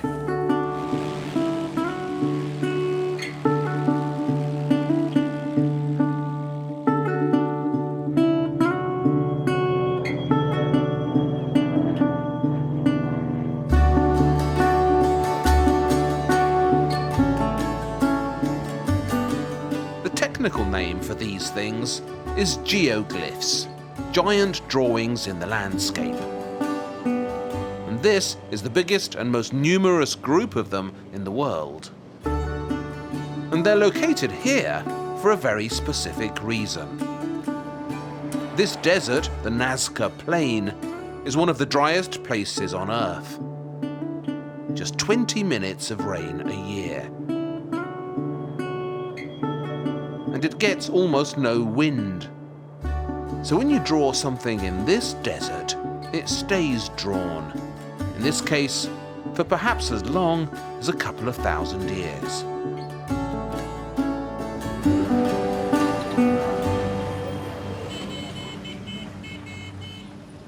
We don't know much about the Nazca people. Their empire lasted about 1,000 years and was wiped out by earthquakes in 1500 and something. But of course, when we humans know nothing about something, it inspires us to speculate ever more feverishly on the subject. The Nazca lines have had a particularly creative going over from the conspiracy theorists. In 1968, a book came out by Erich von Däniken called The Chariots of the Gods. I read it a few years later. Von Daniken's theory, if I can call it that, is that these constituted an intergalactic landing strip. A bunch of aliens turned up on Earth and built them so they could land their spaceships properly in this desert. Unfortunately, the soil turned out to be unsuitable, so they abandoned their unfinished airport and set off for another planet.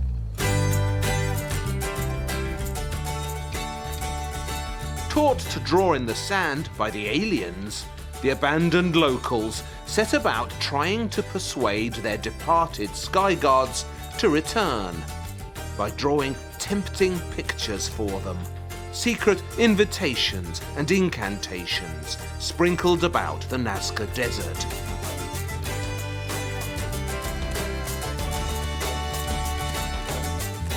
That's the pottiest theory anyway. There are many others. Hello? Nazca, alas, has become a giant magnet for the international eccentric. Hello, hello. Victoria Nikitsky. Waldemar Januszczak from London. I've come to find out about the Nazca lines. Oh, very interesting. And you're the person right here who's going to tell me everything about it. Okay. Yeah?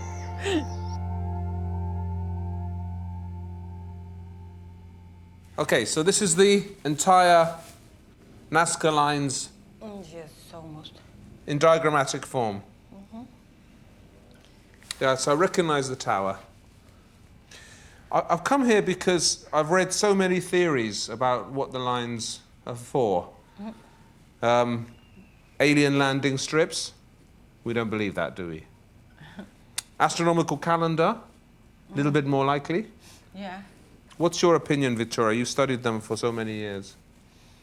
Well, now we have new studies that the lines indicate underground water.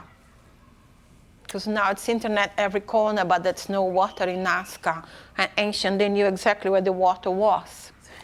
Marvelous. So the straight lines, they will indicate we're exactly on a vein of water under us. Trapezoids like this is a trapezoid, this one. This also indicates water in the upper part, a bit upper part, that's water there. So it's a kind of grand plan for life for the Nazca people. Everything they need to really to know about here. Yeah, it's like a book. It's a book of life. Mm-hmm. Amazing.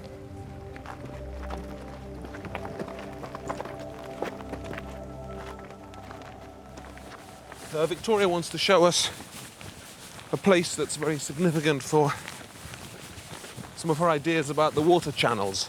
Yeah.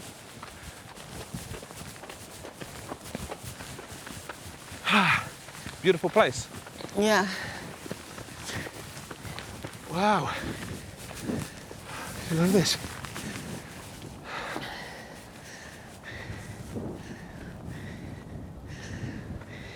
Here we can see one triangle, no? Like this, triangle.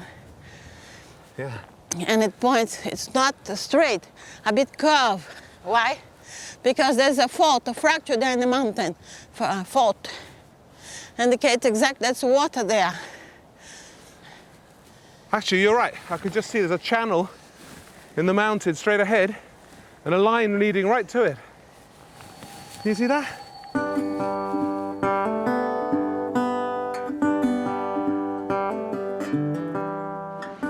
I like Victoria's water theory a lot.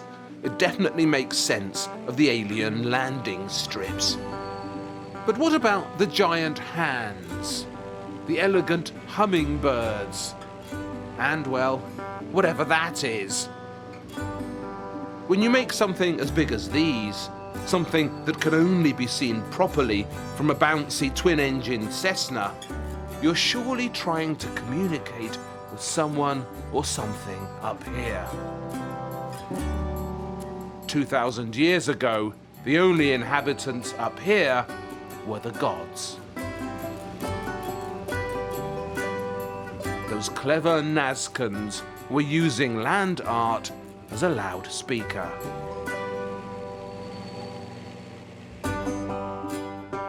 Long, long before they began doing that, back in ancient Britain, we were doing it too.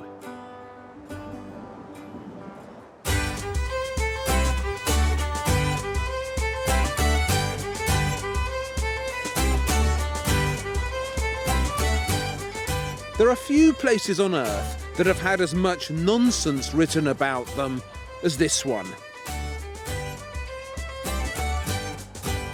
Depending on who you read, Stonehenge could be an ancient observatory, or the first planetarium, or even an astronomical supercomputer.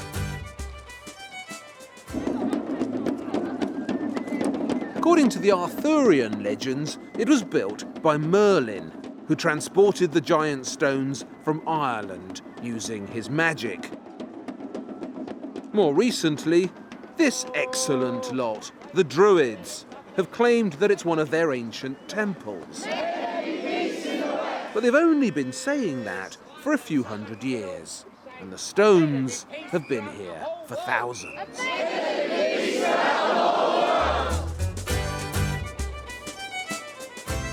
My own view is that Stonehenge celebrates the momentous union of the sky and the earth, and that the handiest way to imagine it is as a giant stone vagina.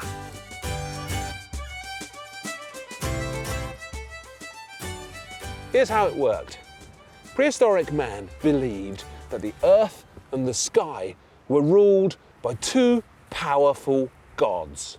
The Earth Mother, down here, and the Sky Father, up there. And these two powerful gods were responsible for everything. And once a year, round about now, at the longest day, the summer solstice, and only at the summer solstice, the sky god's sunbeams were at exactly the right angle to penetrate to the centre of the stones and to bring warmth and fertility to the earth. It's not happening today, it's a bit too cloudy. But if the sun was rising strongly enough in the east, then this stone here, the famous heel stone, would be casting a long phallic shadow right down the middle of Stonehenge, and we'd all be watching a cosmic coupling. So that's the idea I go with, the vagina interpretation. What's unarguable is that whatever's being commemorated or worshipped here is being done with sculpture. Someone has dragged these huge rocks into this field, shaped them, cut them, put one on top of the other, and created this mighty circle.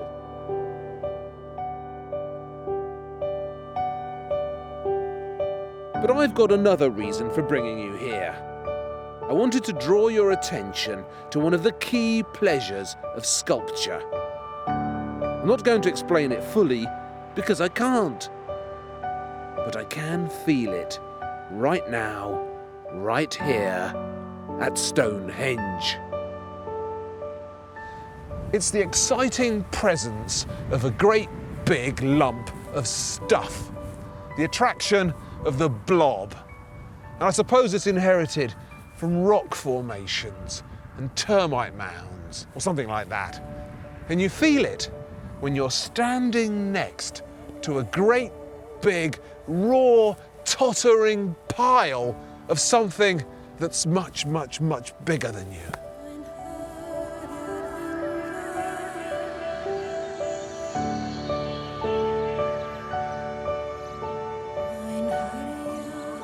Plenty of good sculptors have gone in search of this feeling through the ages. And even if I can't name it, I can certainly show you some examples.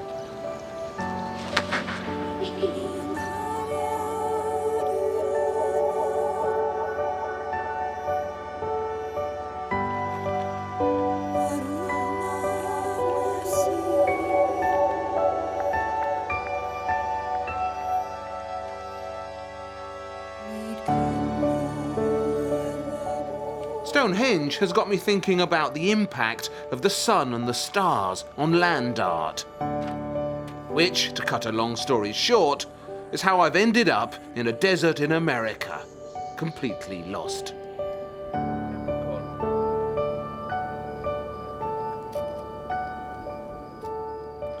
God, but this country's big.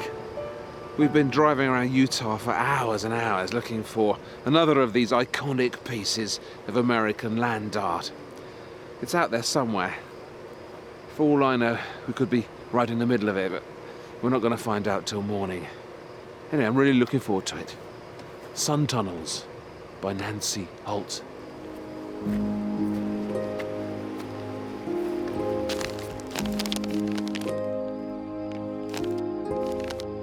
You know what, the stars up there, it's unbelievable. It's so magic looking up at the sky here. I brought my deep sky chart, which I'm studying because although this piece we're going to see tomorrow, the sun tunnels, there's a thing in it about the stars as well.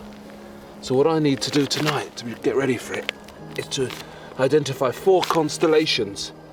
I need to find Capricorn, Perseus, Columba, and Draco. So I've been looking up there and beginning to get an idea of it all. Perseus, Columba, Capricorn, and Draco. Let's see. Yeah, I got it there, Perseus.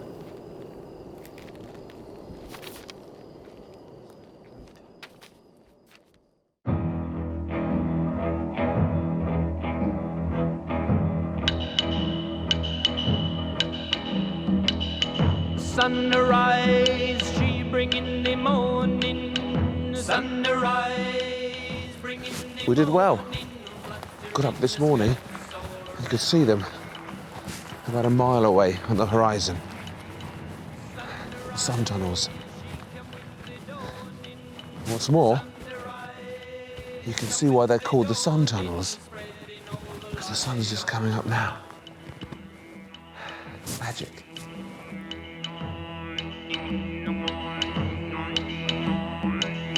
Sunrise, she bringing the morning.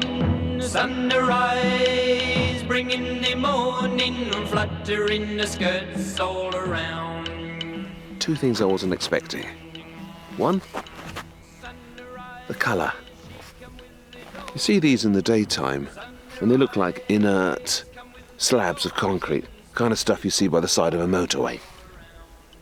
But actually, they really fit the colours, the desert, this clay soil stuff. And when something falls on it, some colour, look at that. You can see the reds inside that tunnel. And then all around us, there are these beautiful fields of ochre and yellow and brown and khaki. Hundreds of different colours. It's just gorgeous. And the other thing, apart from me prattling on, there's no sound. Listen to that. The sound of the sun tunnels. Sunrise, oh, spreading all the light all around. The thing about land art is that it isn't just about the bits in the middle, the stuff that Nancy Holt made and put down here in the desert. What land art does is it brings everything else into play. Now you stand here, the mountains over there, this big horizon around here, the sun, all of it seems to take on an extra significance. So the actual piece, these 4 concrete tunnels lying in the middle of the desert, that's just like the final piece of a jigsaw. You put that in, and all of it's complete.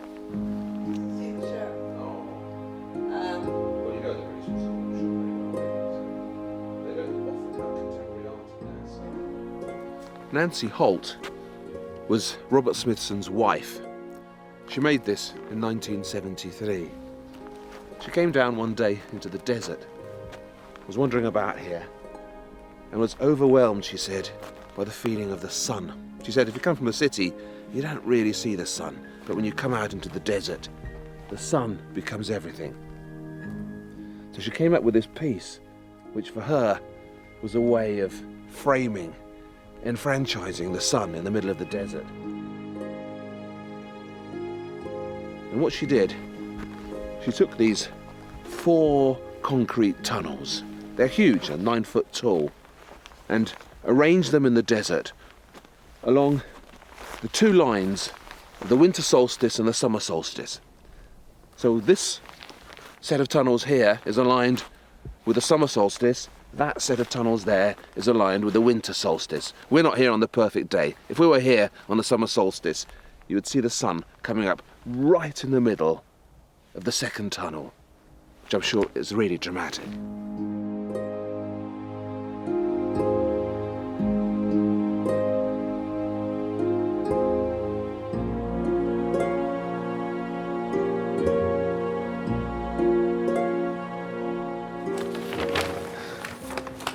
So that's just here, Perseus. Named, of course, after a great Greek hero who slayed Medusa, the one with all the snake heads, and who rescued Andromeda from the dragon.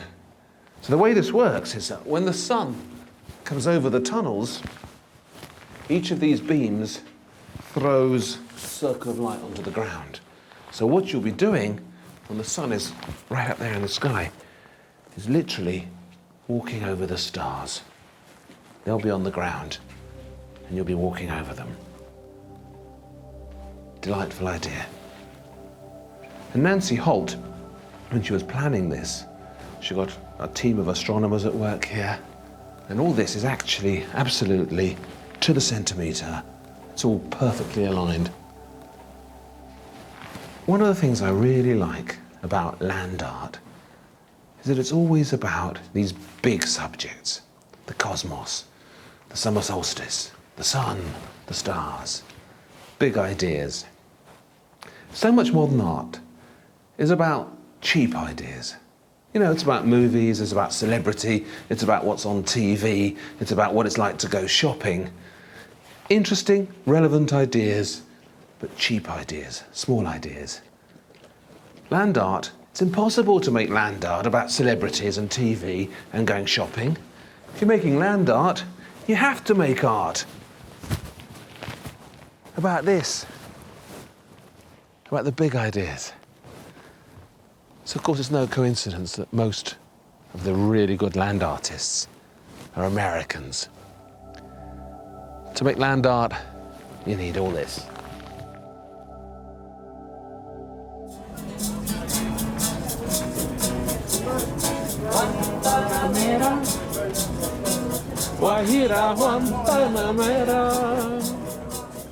Yes, you're right. An idiot on a train is trying to sing when he can't.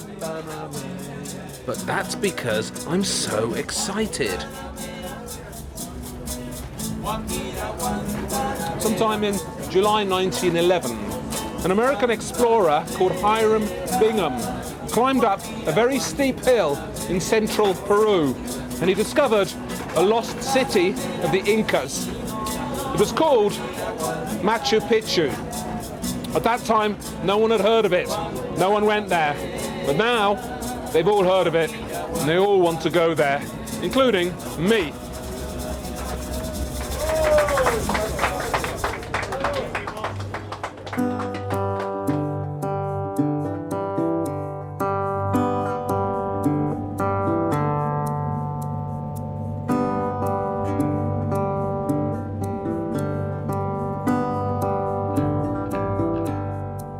I'm here for very obvious reasons. I want to see the landscape being adapted and changed by man.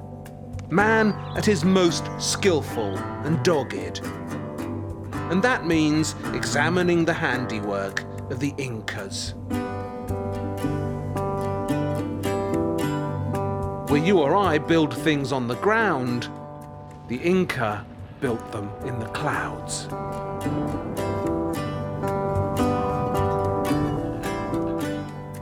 The thing about Machu Picchu, the reason why I turn to jelly up here with pleasure, is that the whole place makes no sense. Why do all this all the way up here? We're not on any strategic route between anywhere and anywhere else. It's a terrible place to grow things, an unimaginable place to build things. The effort that went into creating that is scary. So why do it?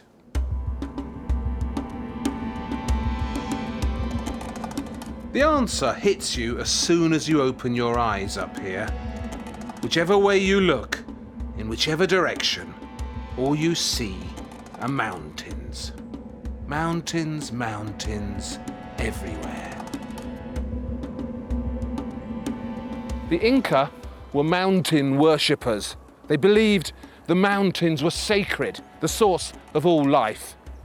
And up here in Machu Picchu, they were as close to those mountain gods as they dared to go. So close, they could almost touch them.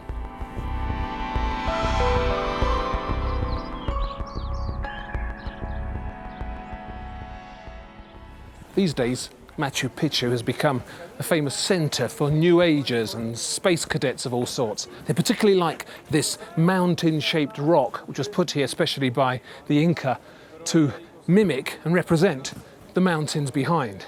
It's a sacred rock, you have to touch it.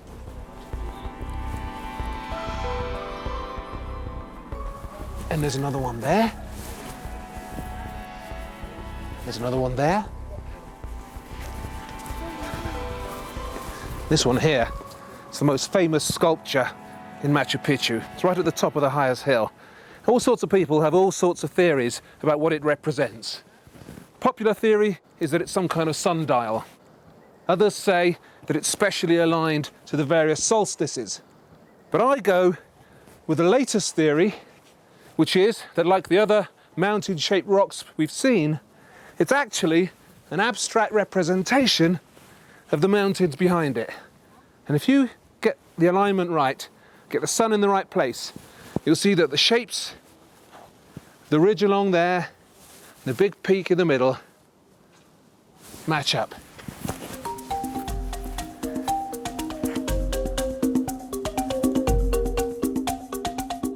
Oh yes, the Inca loved their mountains. They carved them, cut them, shaped them. But their greatest sculptural achievement, the one for which they will always be remembered, is their walls.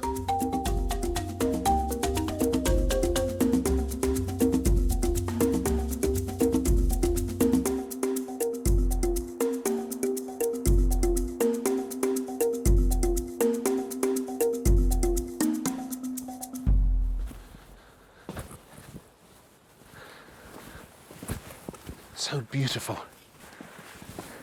No mortar, no cement, just carefully, perfectly fitted blocks of individually hand-carved stone.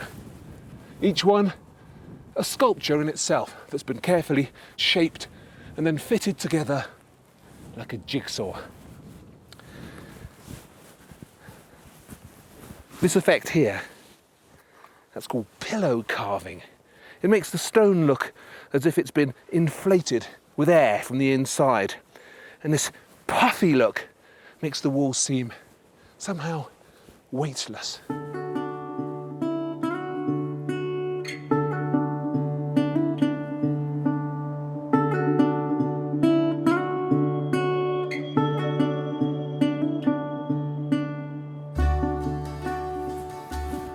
Look at this. 1, 2, 3, 4, 5, 6, 7, 8, 9, 10 sides. 10-sided stone. This one stone here weighs over 250 tons. How did they get it here? How did they do any of this? Well, it's a remarkable process. If you or I were building a big stone wall, we'd carve the individual bits of stone and pile them up one on top of the other. But that's not how the Inca did it. The Inca chose each stone for each position, and having carved the one underneath, they would lower the one on top backwards and forwards, down and up, onto the stone below. And every time they would see what needed doing, Did they need to carve a bit here? Did they need to add a bit there? Until eventually it all slotted together like this perfect jigsaw. It's a remarkable process, and it's worked because these walls have survived the earthquakes of Peru, which are about as big as earthquakes come.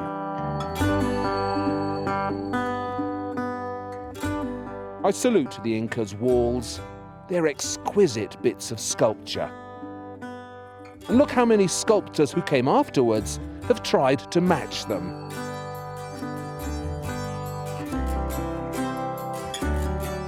Even the minimalists have had a go.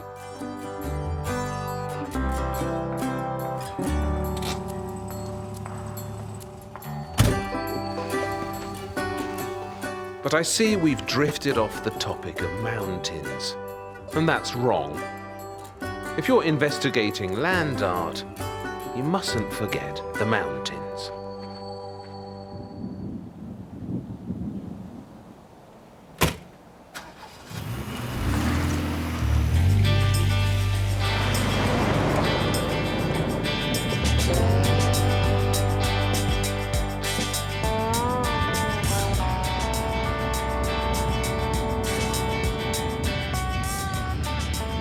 Most places you go in America, the Wild West has clearly finished.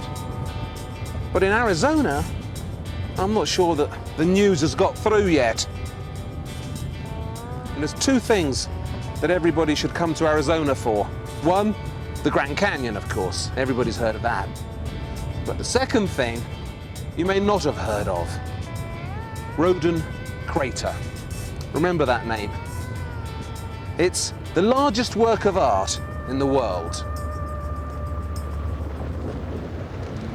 If you look through the windscreen over there, you should just see a great big volcano on the horizon. That's Roden Crater. An artist called James Turrell bought that volcano about 30 years ago. He loved it. It's a beautiful thing, but it wasn't quite right for him. So he spent the past 30 years working on it, reshaping it, making it more perfect, and filling it with secret chambers. It hasn't been opened yet. It's not due to open until 2012, but we're getting a sneak preview.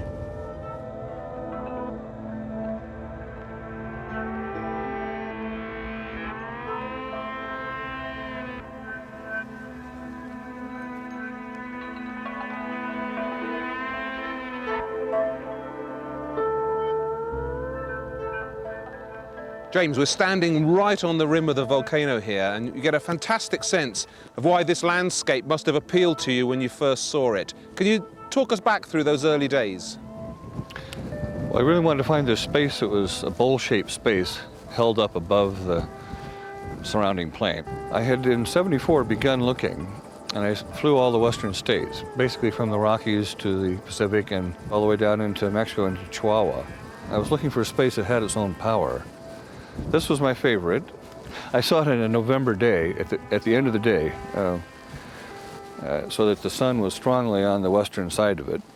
And it just looked fantastic as I saw it come into view. I was flying on the north side of the peaks here, coming on an east-west direction. And so I landed out down below and then spent the night here at the crater, and then went in to see the ownership and what the story was. It wasn't for sale. He said he bought land, he didn't sell it. But I went and saw him every Friday for 3 years when he paid his cowboys. And so I got a lease on it in, I guess, '76. I've just moved 1.4 million cubic yards, and it hardly looks like I've done anything.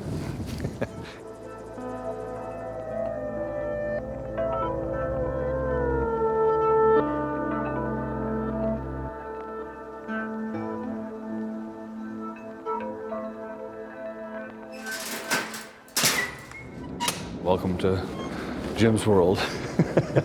Wow. This is the sun and moon space here. where actually this side is the sun, the furthest north sunrise. The opposite side is the moon, the furthest south moonset. So it's north sunrise and south moonset. So the white disc that's in the middle of the stone here will be like a movie projection screen almost, and on it we'll be able to see the sun rising, and on the other side we'll see the moon. Yes, yes. So when you come here, those are the kinds of things you will experience. Well, this is essentially like a giant pinhole camera here, isn't it? Yes, it's actually like a giant telescope. These are gestures to events that do come, but come regularly. What you'll see is spaces that are set up for certain events, awaiting them, but it's also possible to make things that won't be experienced in my lifetime, but I know where they'll happen.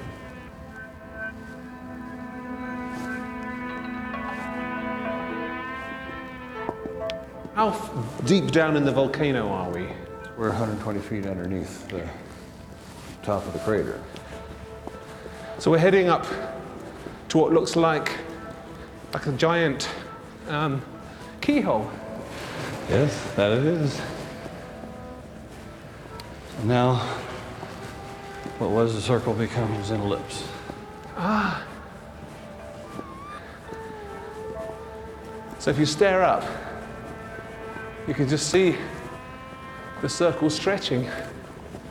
Strange feeling. Ah, for animation. It's quite wonderful.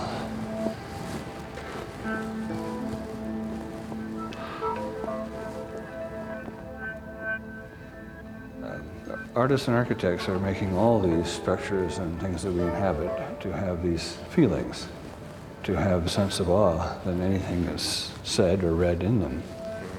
So this has always been the territory of art. We have this relationship to the cosmos. It affects us physically as the tides do and planting cycles, as well as the cycle of women and fertility. I mean, it's quite amazing, and yet we have lost some of that understanding. I mean, intellectually we know it, but we don't really feel it that well.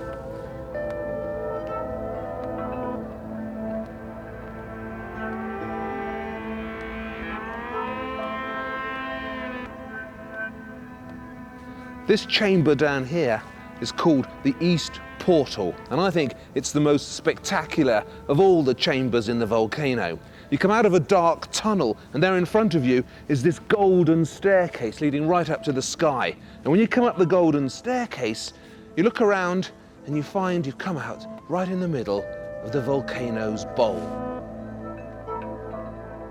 And what I also like is when you look back down again, there's a blue circle in the ground that looks exactly like the Earth, as the Earth must have looked when Neil Armstrong looked back down on it from the moon.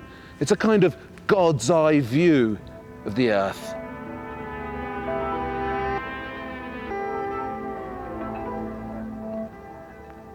You know, part of this is to take something awesome, this idea of coming to grips with the whole sky, the entire cosmos, and yet have it feel somewhat personal, that is a space that's for you. You know, we are a part of nature, and one of our greatest conceits is to feel apart from it. We have this great hubris to think that we own a piece of the earth when we buy it and have these certificates of sale and ownership and all that, but that's sort of like a fly thinking it owns the banana it lights on. Flies on a banana. I suppose that does sound like us. But at least sculpture gives us a shot at eternity. Long after we're gone, our land art will still be there.